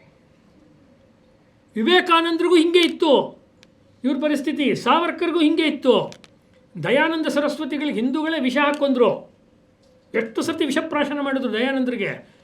ಗಾಜನ್ನು ಅರೆದು ಕುಟ್ಟಿ ಪುಡಿ ಮಾಡಿ ಅವ್ರಿಗೆ ಪಾನೀಯದಲ್ಲಿ ಹಾಲಿನಲ್ಲಿ ಹಾಕ್ಕೊಟ್ರು ಅವ್ರಿಗೆ. ಏನಕ್ಕೆ? ಹಿಂದೂಗಳನ್ನು ಎಲ್ಲರೂ ವೇದಗಳನ್ನು ಓದಿ ಅಂತ ಹೇಳುವಾಗ. ಅದನ್ನೆಲ್ಲ ಅನುಭವಿಸ್ಕೊಂಡು ಬಂದಿದ್ದಾರೆ. ಅದನ್ನು ದಾಟ್ಕೊಂಡು ಆರ್ಯ ಸಮಾಜ ಬೆಳೀತು. ಅದನ್ನು ದಾಟ್ಕೊಂಡು ವಿವೇಕಾನಂದ ಮೂಮೆಂಟು, ರಾಮಕೃಷ್ಣ ಮೂಮೆಂಟ್ ಬೆಳೀತು, ಸಾವರ್ಕರ್ ಚಿಂತನೆ ಬೆಳೀತು, RSS ಚಿಂತನೆ ಬೆಳೀತು, ಇವ್ರ ವಿಚಾರ ಬೆಳೆದಿದೆ. ಏನು ಹೇಳಕ್ಕೆ ಬಂದೆ? RSSಗೂ ಕೂಡ ಅಂಥ RSS ಯಾವುದು ಸೆಕ್ಯುಲರಿಸಮ್ಗೆ ವಿರುದ್ಧ ಹಾಗೆ ಹೀಗೆ ಅಂತೆಲ್ಲ ಇವ್ರು ಹೇಳ್ತಾರಲ್ಲ ಪೇಪರ್ನವರು, ಆ ರೀತಿಯ RSS ಶಾಖೆಗೆ ಅಂಬೇಡ್ಕರ್ ಅವರು ಖುದ್ದು ಭೇಟಿ ಕೊಟ್ಟಿದ್ದರು. RSSನ ಕೆಲಸವನ್ನು ಅವ್ರು ಮೆಚ್ಕೊಂಡಿದ್ರು ಅಂತ ಈ ಪುಸ್ತಕ ನನಗೆ ತಿಳಿದಂತೆ ಗ್ರಂಥ ರೂಪದಲ್ಲಿ ಪ್ರಥಮ ಬಾರಿ ಹೇಳ್ತಾ ಇರೋದು. ಅಥವಾ ಅಲ್ಲಿ ಇಲ್ಲಿ ಕೆಲವು ಲೇಖನಗಳಲ್ಲಿ ಬಂದಿದ್ದಿರ್ಬೋದು ಬೇರೆಯವರು, ಬಟ್ ಈ ಕೆಲಸವನ್ನು ಕನ್ನಡಕ್ಕೆ ಇವರೇ ತೊಗೊಂಡು ಬರ್ತಾ ಇರೋದು. ಈ ಪುಸ್ತಕದಲ್ಲಿ ತುಂಬ ಅಧಿಕೃತವಾಗಿ ದಾಖಲಾಗಿದೆ. ಅದು RSS 100 ಸಂಘ 100 ಕಾಲದಲ್ಲಿ ಆ ಸಂದರ್ಭದಲ್ಲಿ ಇದು ಬರ್ತಾ ಇರೋದು ತುಂಬ ಮೆಚ್ಕೊಳ್ಳೋ ಅಂಥ ವಿಷಯ. ಇದಕ್ಕೆ ಇವ್ರು ಏನು ಹೇಳ್ತಾರೆ, ಇದು ಹೈಜಾಕ್ ಮಾಡಿರೋದಲ್ಲ, RSSನ ಶಾಖೆಗೆ ಅವರು ಹೋಗಿದ್ರು ಅನ್ನುವುದನ್ನು ಅವರು ಪುಟ 83ರಲ್ಲಿರ್ತಕ್ಕಂತಹ ಅಂಬೇಡ್ಕರರ ಅಂತರಾಳದ RSS, ನಿಮ್ಗೆ ಅಂತರಾಳ ಅಂದರೆ ಮಹಾದೇವ ಅವರು ಬರೆದಂಥ RSS ಆಳ ಇತ್ಯಾದಿ ಪುಸ್ತಕ ಬರೆದ್ರಲ್ಲ, ಅದಕ್ಕೆ ಅವ್ರು ಕೊಡ್ತಾ ಇರೋದು ಉತ್ತರ. ಅವರು ಮೈಸೂರಿಂದ ತುಂಬ ಚೆನ್ನಾಗಿ ಬಲ್ಲವರು. ಅವ್ರೇನು ಗೊತ್ತಿಲ್ಲ, ಭಾಳ ಚೆನ್ನಾಗಿ ಗೊತ್ತಿದೆ. ಅವ್ರು ಎಷ್ಟು ನೋಡೋಕ್ಕಿದ್ದಾರೆ ಅಷ್ಟು ಅವರು ತುಂಬ ಮಾಸೂಮ್ ಅಂತ ಅಂದ್ಕೋಬೇಡಿ, ತುಂಬ ಆಳದ ಆಸಾಮಿಯವರು. ಹಮಾರೆ ಸಾಹೇಬ್ ಅನ್ನೋ ಪುಸ್ತಕ, ಕಶ್ಯಪ್ ಸಾಳುಂಕೆ ಅವ್ರು ಬರೆದಿರೋ ಪುಸ್ತಕ. ಅವರು ಅಂಬೇಡ್ಕರ್ ಅವರು ಸಮಕಾಲೀನರ ಉಲ್ಲೇಖಗಳನ್ನು ಕೊಡ್ತಾ ಇರೋದು.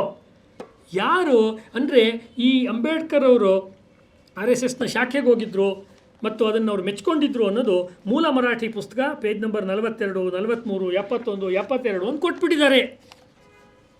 ಆವೋ ಭೈ ಹಮ್ ಜಶ್ನ್ ಮಿಲಾಯೆಂಗೆ ಮನಾಯೆಂಗೆ ಅಂತ ಇವಾಗ ಬರಬೇಕಷ್ಟೆ. ಯಾರ್ಯಾರು ಜೈ ಭೀಮ್ ಜೈ ಮೀಮ್ ಅಂತ ಹೇಳ್ತಾರೆ ಅವ್ರು ಏನು ಮಾಡ್ತಾರೆ ಈಗ? ಅವ್ರು ಅಂಬೇಡ್ಕರು RSSಗೆ ಹೋದ್ಮೇಲೆ ಈಗ ಅಂಬೇಡ್ಕರ್ ಜಾತಿ ಕೆಟ್ಟರಲ್ವಾ? ಇವ್ರ ಪ್ರಕಾರ ಬರೆದಿಯಾರವರು ತುಂಬ ಡೀಟೇಲ್ ಆಗಿ ಅವರು ಇದರೊಳಗಡೆ ಕೊಡ್ತಾರೆ. ಎಷ್ಟನೇ ಇಸ್ವಿ? 12/5/1930 ಪುಣೆ ನಗರದ ಭಾವೆ ಶಾಲಾ ಆವರಣದಲ್ಲಿ ನಡೆದ RSS OTC ಶಿಬಿರಕ್ಕೆ ವಕೀಲರಾದ ಬಾಬು ಸಾಹೇಬ್ ಗಡ್ಕರಿ, ದಲಿತ ನಾಯಕರು, ಕಾರ್ಮಿಕ ನಾಯಕರು ಆದ ಬಾಳಾ ಸಾಹೇಬ್ ಸಾಳುಂಕೆ ಮುಂತಾದವರು ಭೇಟಿ ನೀಡಿದರು.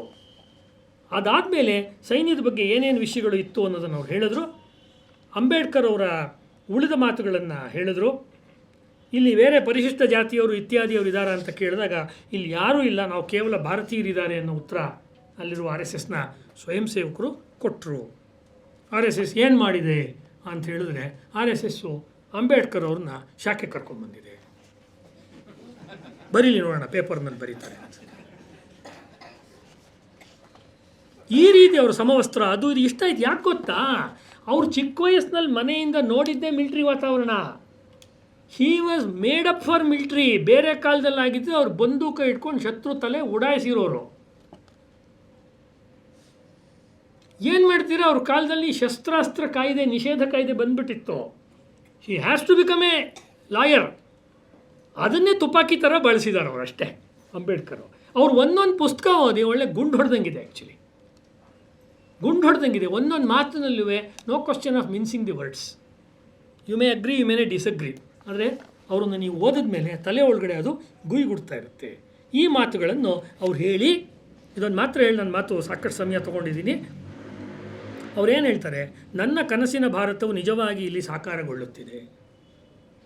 ಖಂಡಿತವಾಗಿಯೂ ಈ ಸಂಘಟನೆಯು ಭಾರತದ ಮೂಲೆ ಮೂಲೆಗಳನ್ನು ತಲುಪುತ್ತದೆ, ಹಳ್ಳಿ ಹಳ್ಳಿಗಳಲ್ಲೂ ಪಸರಿಸುತ್ತದೆ. ಇವಾಗಾಗಿದೆಯಲ್ಲ, ಭಾರತದ ಭವಿಷ್ಯವನ್ನು ಬೆಳಗಿಸುತ್ತದೆ ಎನ್ನುವ ವಿಶ್ವಾಸ ನನಗೀಗ ಬಂದಿದೆ. ಭಾರತದ ಭವಿಷ್ಯತ್ತಿನ ಈ ಮಹತ್ವಪೂರ್ಣ ಕಾರ್ಯಕ್ಕಾಗಿ ನೆನ್ಪಿಟ್ಕೊಳ್ಳೆ, ಮಹತ್ವಪೂರ್ಣ ಕಾರ್ಯಕ್ಕಾಗಿ ಡಾಕ್ಟರ್ ಜಿ ಅವರಿಗೆ ಅಭಿನಂದನೆಗಳನ್ನು ಸಲ್ಲಿಸುತ್ತಿದ್ದೇನೆ. ಡಾಕ್ಟರ್ ಕೇಶವ ಬಲಿರಾಮ್ ಹೆಡ್ಗೇವಾರ್ ಅವರಿಗೆ ಅಭಿನಂದನೆ ಸಲ್ಲಿಸ್ತಾ ಇದ್ದೀನಿ ಅಂತ ಹೇಳ್ತಾರೆ. ಇವರೇನು ಅಂದ್ಕೊಂಡ್ಬಿಟ್ಟಿದ್ದಾರೆ, ಎಲ್ಲ ಸಂದೇಶಗಳು ವರ್ಧಾದಿಂದಲೇ ಬರಬೇಕು ಅಂದ್ಕೊಂಡ್ಬಿಟ್ಟಿದ್ದಾರೆ, ಎಲ್ಲ ಸಂದೇಶಗಳು ಸಾಬರಮತಿ ಆಶ್ರಮದಿಂದಲೇ ಬರಬೇಕು ಅಂದ್ಕೊಂಡ್ಬಿಟ್ಟಿದ್ದಾರೆ, ಎಲ್ಲ ಸಂದೇಶಗಳು ಆನಂದ ಭವನದಿಂದನೇ ಬರೋದು ಅಂತ ಆನಂದ ಭವನ ಅಂದರೆ ಹೋಟ್ಲಲ್ಲ, ಆನಂದ ಭವನದಿಂದ ಬರಬೇಕು ಅಂದ್ಕೊಂಡ್ಬಿಟ್ಟಿದ್ದಾರೆ. ಏನಿಲ್ಲ, ಅದು OTCಯಿಂದನೂ ಬರಬಹುದು, ಅಂಬೇಡ್ಕರ್ ಅವರ ಪತ್ರಿಕೆಯಿಂದಲೂ ಬರ್ಬೋದು, ಸಾವರ್ಕರ್ ಅವರಿಂದಲೂ ಬರ್ಬೋದು, ಹಿಂದೂ ಸಮಾಜ ಎಲ್ರಿಗೂ ಸೇರಿದ್ದು. ಮತ್ತು ಹೆಡ್ಗೇವಾರ್ ಅವರಾಗಲಿ ಅಂಬೇಡ್ಕರ್ ಅವರಾಗಲಿ ಸೆಂಟ್ರಲ್ ಪ್ರಾವಿನ್ಸ್ ಅವರು, CP ಅವರು. ನೀವು ಆ ಕಾಲದ ಪೊಲಿಟಿಕ್ಸ್ ನೋಡಿದ್ರೆ ಬೇರರ್ ಇತ್ಯಾದಿ ಪ್ರಾಂತ್ಯಗಳಿತ್ತಲ್ಲ, ಆ ಸೆಂಟ್ರಲ್ ಪ್ರಾವಿನ್ಸಲ್ಲಿ ಇದ್ದವರು ಅವರು, Nagpur. It was not near to Pune. ಹಾಗಾಗಿ ಆ ಪರಿಸರದಲ್ಲಿ ಅವ್ರು ಬೆಳೆದವರಾದ್ರಿಂದ ಅವ್ರಿಗೆ ಈ ವಿಷಯಗಳು ಚೆನ್ನಾಗಿ ಗೊತ್ತಿತ್ತು. ಹಾಗಾದ್ರೆ RSSನವ್ರಿಗೆ ದಲಿತರ ನೋವು ಗೊತ್ತಿರಲಿಲ್ವಾ, ಅಸ್ಪೃಶ್ಯತೆ ಗೊತ್ತಿರಲಿಲ್ವಾ? ಗೊತ್ತಿತ್ತು. ಅದಕ್ಕೆ ನೀವು ಭಾಷಣ ಮಾಡಿ ಉತ್ತರ ಕೊಡೋಕ್ಕಾಗತ್ಯಾ? ಭಾಷಣ ಮಾಡೋದ್ರಿಂದ ಉತ್ತರ ಕೊಡೋದಾಗಿದ್ದರೆ ಭಾಷಣಗಳ ಬೆಂಕಿಯಲ್ಲಿ ಬೆಂದು ಬೂದಿಯಾದವರು ನನ್ನ ಜನಗಳು, ಸಿದ್ಲಿಂಗ ಹೇಳ್ದಂಗೆ ಬೆಂದು ಬೂದಿ ಆಗ್ಬೋದಾಗಿತ್ತು. ಏನೂ ಆಗಲ್ಲ, ಅದು ಕಾರ್ಯದಿಂದ ಆಗಬೇಕು ಅಂದಿದ್ದರಿಂದ ಇಷ್ಟು ನಿಧಾನವಾದ ಆದರೆ ದೃಢವಾದ ಕಾರ್ಯ ಸಂಘದ ಕಡೆಯಿಂದ ಆಯಿತು. ಇಂಥ ಅನೇಕ ವಿಷಯಗಳನ್ನು ಈ ಪುಸ್ತಕ ಹೇಳುತ್ತೆ ಸ್ನೇಹಿತರೆ, ಬಂಧುಗಳೇ. ಹಾಗಾದ್ರೆ ಅಂಬೇಡ್ಕರ್ ಅವರ ಮಹತ್ವ ಏನು ಅನ್ನುವುದು ಈ ಪುಸ್ತಕದ ಫೋಕಸ್. ಅಷ್ಟೇ ಅಲ್ಲ, ಅಂಬೇಡ್ಕರ್ ಮಹತ್ವವನ್ನು ಮಾತ್ರ ಹೇಳುವ ಪುಸ್ತಕಗಳು ತುಂಬ ಬಂದಿದೆ. ಅದೆಲ್ಲ ಆರಾಧನಾ ಶೈಲಿಯ ಪುಸ್ತಕಗಳು, ಅದು ವಿಮರ್ಶಾ ಶೈಲಿಯ ವಿಶ್ಲೇಷಣಾ ಮಾದರಿಯ ಪುಸ್ತಕಗಳು ಭಾಳ ಕಡಿಮೆ. ಹಾಗೆ ಇರುವ ಕನ್ನಡದ ಮುಕಟಪ್ರಾಯವಾದ ಜೀವನ ಚರಿತ್ರೆ VM ಇನಾಂದ್ ಅವರ ಪುಸ್ತಕ ಇವತ್ತಿಗೂ ಕೂಡ ಕನ್ನಡ, ಅದನ್ನೇ ಅವರು ಉಲ್ಲೇಖ ಮಾಡಿದ್ದಾರೆ. ಪಕ್ಕಾ ಸೋರ್ಸ್ ಹಿಡಿದಿದ್ದಾರೆ ಅನ್ನಕ್ಕೆ ನಾನು ಈ ಮಾತನ್ನು ಹೇಳ್ತಾ ಇರೋದು. ಕನ್ನಡ ಸಾಹಿತಿಗಳಲ್ಲಿ ಅಂಬೇಡ್ಕರ್ ಅವ್ರನ್ನ ಪಬ್ಲಿಕ್ ಆಗಿ ಮೊದಲು ಉಲ್ಲೇಖ ಮಾಡಿದವರು V ಸೀತಾರಾಮಯ್ಯನವರು. ಅಂಬೇಡ್ಕರ್ ಅವ್ರು ಯಾರಿಗಾರು ಪತ್ರ ಬರೀತಾ ಇದ್ರೆ ಕರ್ನಾಟಕದಲ್ಲಿ ಬರೀತಾ ಇದ್ದಿದ್ದು DV ಗುಂಡಪ್ಪನವ್ರಿಗೆ. ಅಂಬೇಡ್ಕರ್ ಅವ್ರ ಬಗ್ಗೆ ಪ್ರಥಮವಾಗಿರುವ ಅಧಿಕೃತವಾದ ಜೀವನ ಚರಿತ್ರೆ ಬರೆದಿದ್ದು VM ಇನಾಮ್ದಾರ್ ಅನ್ನುವ ಕಾದಂಬರಿಕಾರರು, ಶ್ರೇಷ್ಠ ಜೀವನ ಚರಿತ್ರೆ.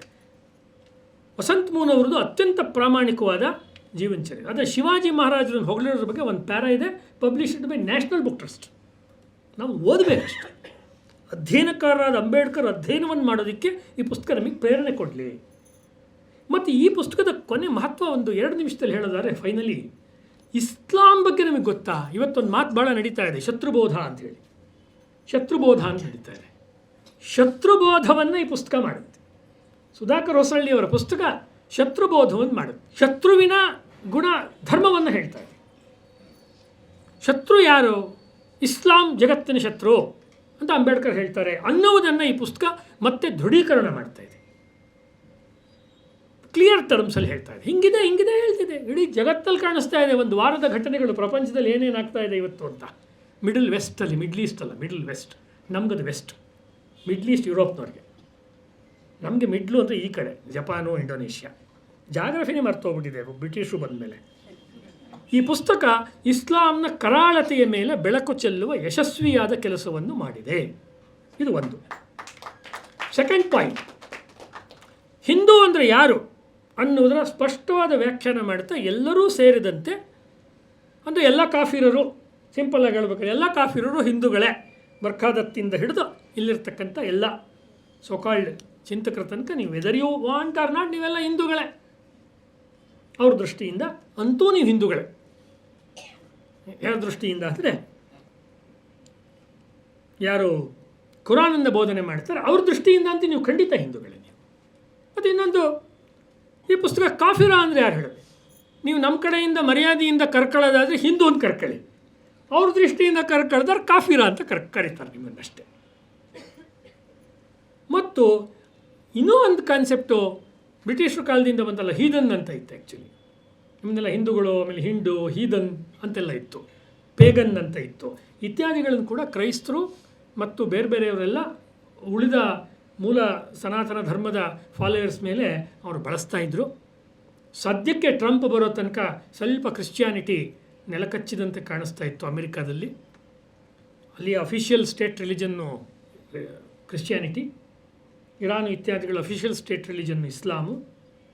ಯಾವುದನ್ನು ಒಂದು 30-35 ವರ್ಷದ ಹಿಂದೆ Samuel Huntington the clash of civilisations ಪುಸ್ತಕದಲ್ಲಿ ಹೇಳಿದ್ದ, ಯಾವುದ್ರ ಬಗ್ಗೆ ನಮ್ಮ ಪ್ರಖರ ಹಿಂದೂ ಚಿಂತಕರಾದ ನವರತ್ನ ಎಸ್ ರಾಜಾರಾಮ್, ಉಪೇಂದ್ರ ಶೆಣೈ ಅನೇಕ ಉಪನ್ಯಾಸಗಳಲ್ಲಿ ಉದ್ದಕ್ಕೂ ಹೇಳಿದರು ಅವರು, ಅಥವಾ ಅಸೀಮಾದಲ್ಲಿ ಸಂಪಾದಕರಾಗಿದ್ದ ಸೋಂದಾ ನಾರಾಯಣ್ ಭಟ್ರು ಅನೇಕ ಲೇಖನಗಳಲ್ಲಿ ಹೇಳಿದರು. ಅದ್ರ ಕಡೆ ಇವತ್ತು ಜಗತ್ತು ಮತ್ತೆ ಫೋಕಸ್ ಆಗ್ತಾ ಇದೆ. ಸೊ ಏನು ಭವ್ಯ ಭಾರತ ಆಗಬೇಕು, ಭಾರತ ಜಗತ್ತಿನ ಒಂದು ವಿಶ್ವಗುರು ಆಗಬೇಕು ಅನ್ನುವಾಗ, ನಾವು ವಿಶ್ವಗುರು ಆಗಬೇಕಾದ್ರೆ ನಾವು ಹಿಂಗೆ ಹೋದ ತಕ್ಷಣ ಯಾರೂ ನಮಗೆ ವಿಶ್ವಗುರು ಸ್ಥಾನ ಏನು ಕೊಡಲ್ಲ.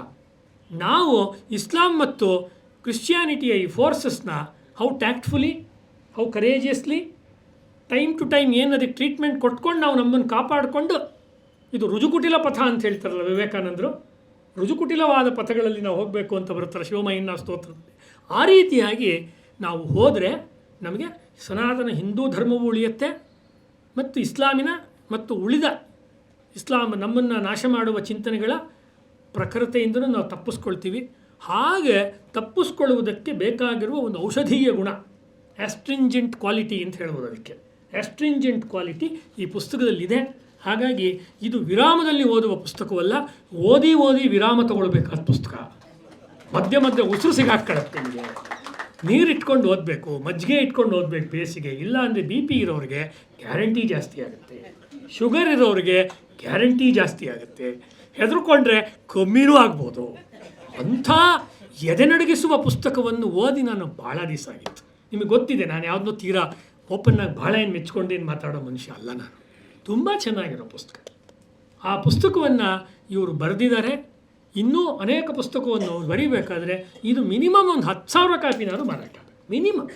ಮಿನಿಮಮ್ ಕರ್ನಾಟಕದ ಹಿಂದೂಗಳ ಪರವಾಗಿ ನಾನು ಹೇಳೋದು, ಅದು ಯಾವುದೇ ಹಿಂದೂ ವಿಚಾರ ಹೇಳೋರ ಪುಸ್ತಕ ಮಾರಾಟ ಆದರೆ ಅದು ಇಸ್ಲಾಮಿನ ಇಟ್ಟಿಗೆಯನ್ನು ಅಲುಗಾಡಿಸುವ ಕೆಲಸ, ಕ್ರೈಸ್ತ ಮತಾಂತರಕ್ಕೆ ಕೊಡುವ ಪೆಟ್ಟು. ಯಾಕೆಂದ್ರೆ ನಮ್ಮಲ್ಲಿ ಸರ್ಕಾರಿ ಪ್ರಯೋಜನ ಇಲ್ಲ ಹಿಂದೂ ಕೆಲಸಗಳಿಗೆ, ಅದು ಸಮಾಜವೇ ಮಾಡಬೇಕು. ದೇವಾಲಯಕ್ಕೆ, ರಥೋತ್ಸವಕ್ಕೆ, ಮತ್ತೊಂದಕ್ಕೆ, ಹಬ್ಬ ಹುಣ್ಣಿಮೆಗಳಿಗೆ, ಹೋಮ ಹವನಗಳಿಗೆ ಹೇಗೆ ನಾವು ಒಂದಷ್ಟು ಕಾಣಿಕೆಯನ್ನು ಕೊಡ್ತೀವಿ, ಈ ಪುಸ್ತಕಕ್ಕೂ ನಾವು ಕೊಡಬೇಕಾದ್ದು ಹಿಂದೂ ಕಾಣಿಕೆ ಅಂತ ಹೇಳ್ತಾ, ಈ ಪುಸ್ತಕವನ್ನು ಬರೆದು ನಮಗೆಲ್ಲ ಒಂದು ರೀತಿ ಹೃದಯಾಘಾತವನ್ನು ಉಂಟು ಮಾಡಿರುವ, ಹೃದಯಸ್ಪರ್ಶಿಯಾದ ಪುಸ್ತಕವನ್ನು ಬರೆದಿರುವ ಸ್ನೇಹಿತರಾದ, ಅವರ ಹೆಸರು ಮಾತ್ರ ಸುಧಾಕರ ಅಂತಿದೆ, ಅದರ ಹೆಸರು ಅದರ ಬರವಣಿಗೆ ಪ್ರಖರ. ಹೆಸರು ಸುಧಾಕರ, ಬರವಣಿಗೆ ಪ್ರಖರ. ಅವರಿಗೆ ತಮ್ಮೆಲ್ಲರ ಪರವಾಗಿ ವಂದಿಸ್ತಾ, ನನಗೆ ಅವಕಾಶ ಮಾಡಿಕೊಟ್ಟಿದ್ದಕ್ಕೆ, ಮುನ್ನುಡಿ ಬರೆಯೋದಕ್ಕೂ ಅವಕಾಶ ಮಾಡಿಕೊಟ್ಟಿದ್ದಕ್ಕೆ, 2 ಕೆಲಸದಲ್ಲಿ ನನ್ನವರು ಭಾಗಿದಾರರನ್ನು ಮಾಡಿದ್ದಾರೆ. ಅದಕ್ಕೆ ನಾನು ಸಂತೋಷದಿಂದ ಭಾಗಿದಾರನಾಗಿದ್ದೀನಿ. ಇಸ್ಲಾಮಿನ ಬಗ್ಗೆ ನಾವು ವೈಚಾರಿಕವಾಗಿ ದನಿ ಎತ್ತದೆ ಹೋದರೆ ಹಿಂದೂ ಸಮಾಜಕ್ಕೆ ಉಳಿಗಾಲವಿಲ್ಲ. Whether you like RSS are you are away from RSS, ಅದೆಲ್ಲ ಬೇರೆ ವಿಷಯ. ಹಿಂದೂಗಳು ಅದು ನಿಮಗೆ ಉದ್ದಕ್ಕೂ ಕೇರಳದಿಂದ ಕಾಶ್ಮೀರದ ತನಕ ಮತ್ತೆ ಅದು, ಅಥವಾ ಗೌರಿಬಿದನೂರು ಅಥವಾ ಕೋಲಾರದ ತನಕ ಮೊನ್ನೆ ಅದು ಪ್ರೂವ್ ಆಗಿದೆ. ಇಷ್ಟನ್ನು ಹೇಳ್ತಾ, ಜಾಗೋ ಹಿಂದೂ ಎಚ್ಚರ ಹಿಂದೂ ಅಂತ ಮಾಡಿರುವ ಈ ಪುಸ್ತಕಕ್ಕೆ ನಾನು ಸಮಸ್ತ ಹಿಂದೂ ಸಮಾಜದ ಪರವಾಗಿ ಅವರಿಗೆ ಮತ್ತೊಮ್ಮೆ ಅಭಿನಂದನೆಗಳನ್ನು ಸಲ್ಲಿಸಿ ನನ್ನ ಮಾತಿಗೆ ಇವತ್ತು ಪೂರ್ಣ ವಿರಾಮವನ್ನು ಹೇಳ್ತೀನಿ. ನಮಸ್ಕಾರ.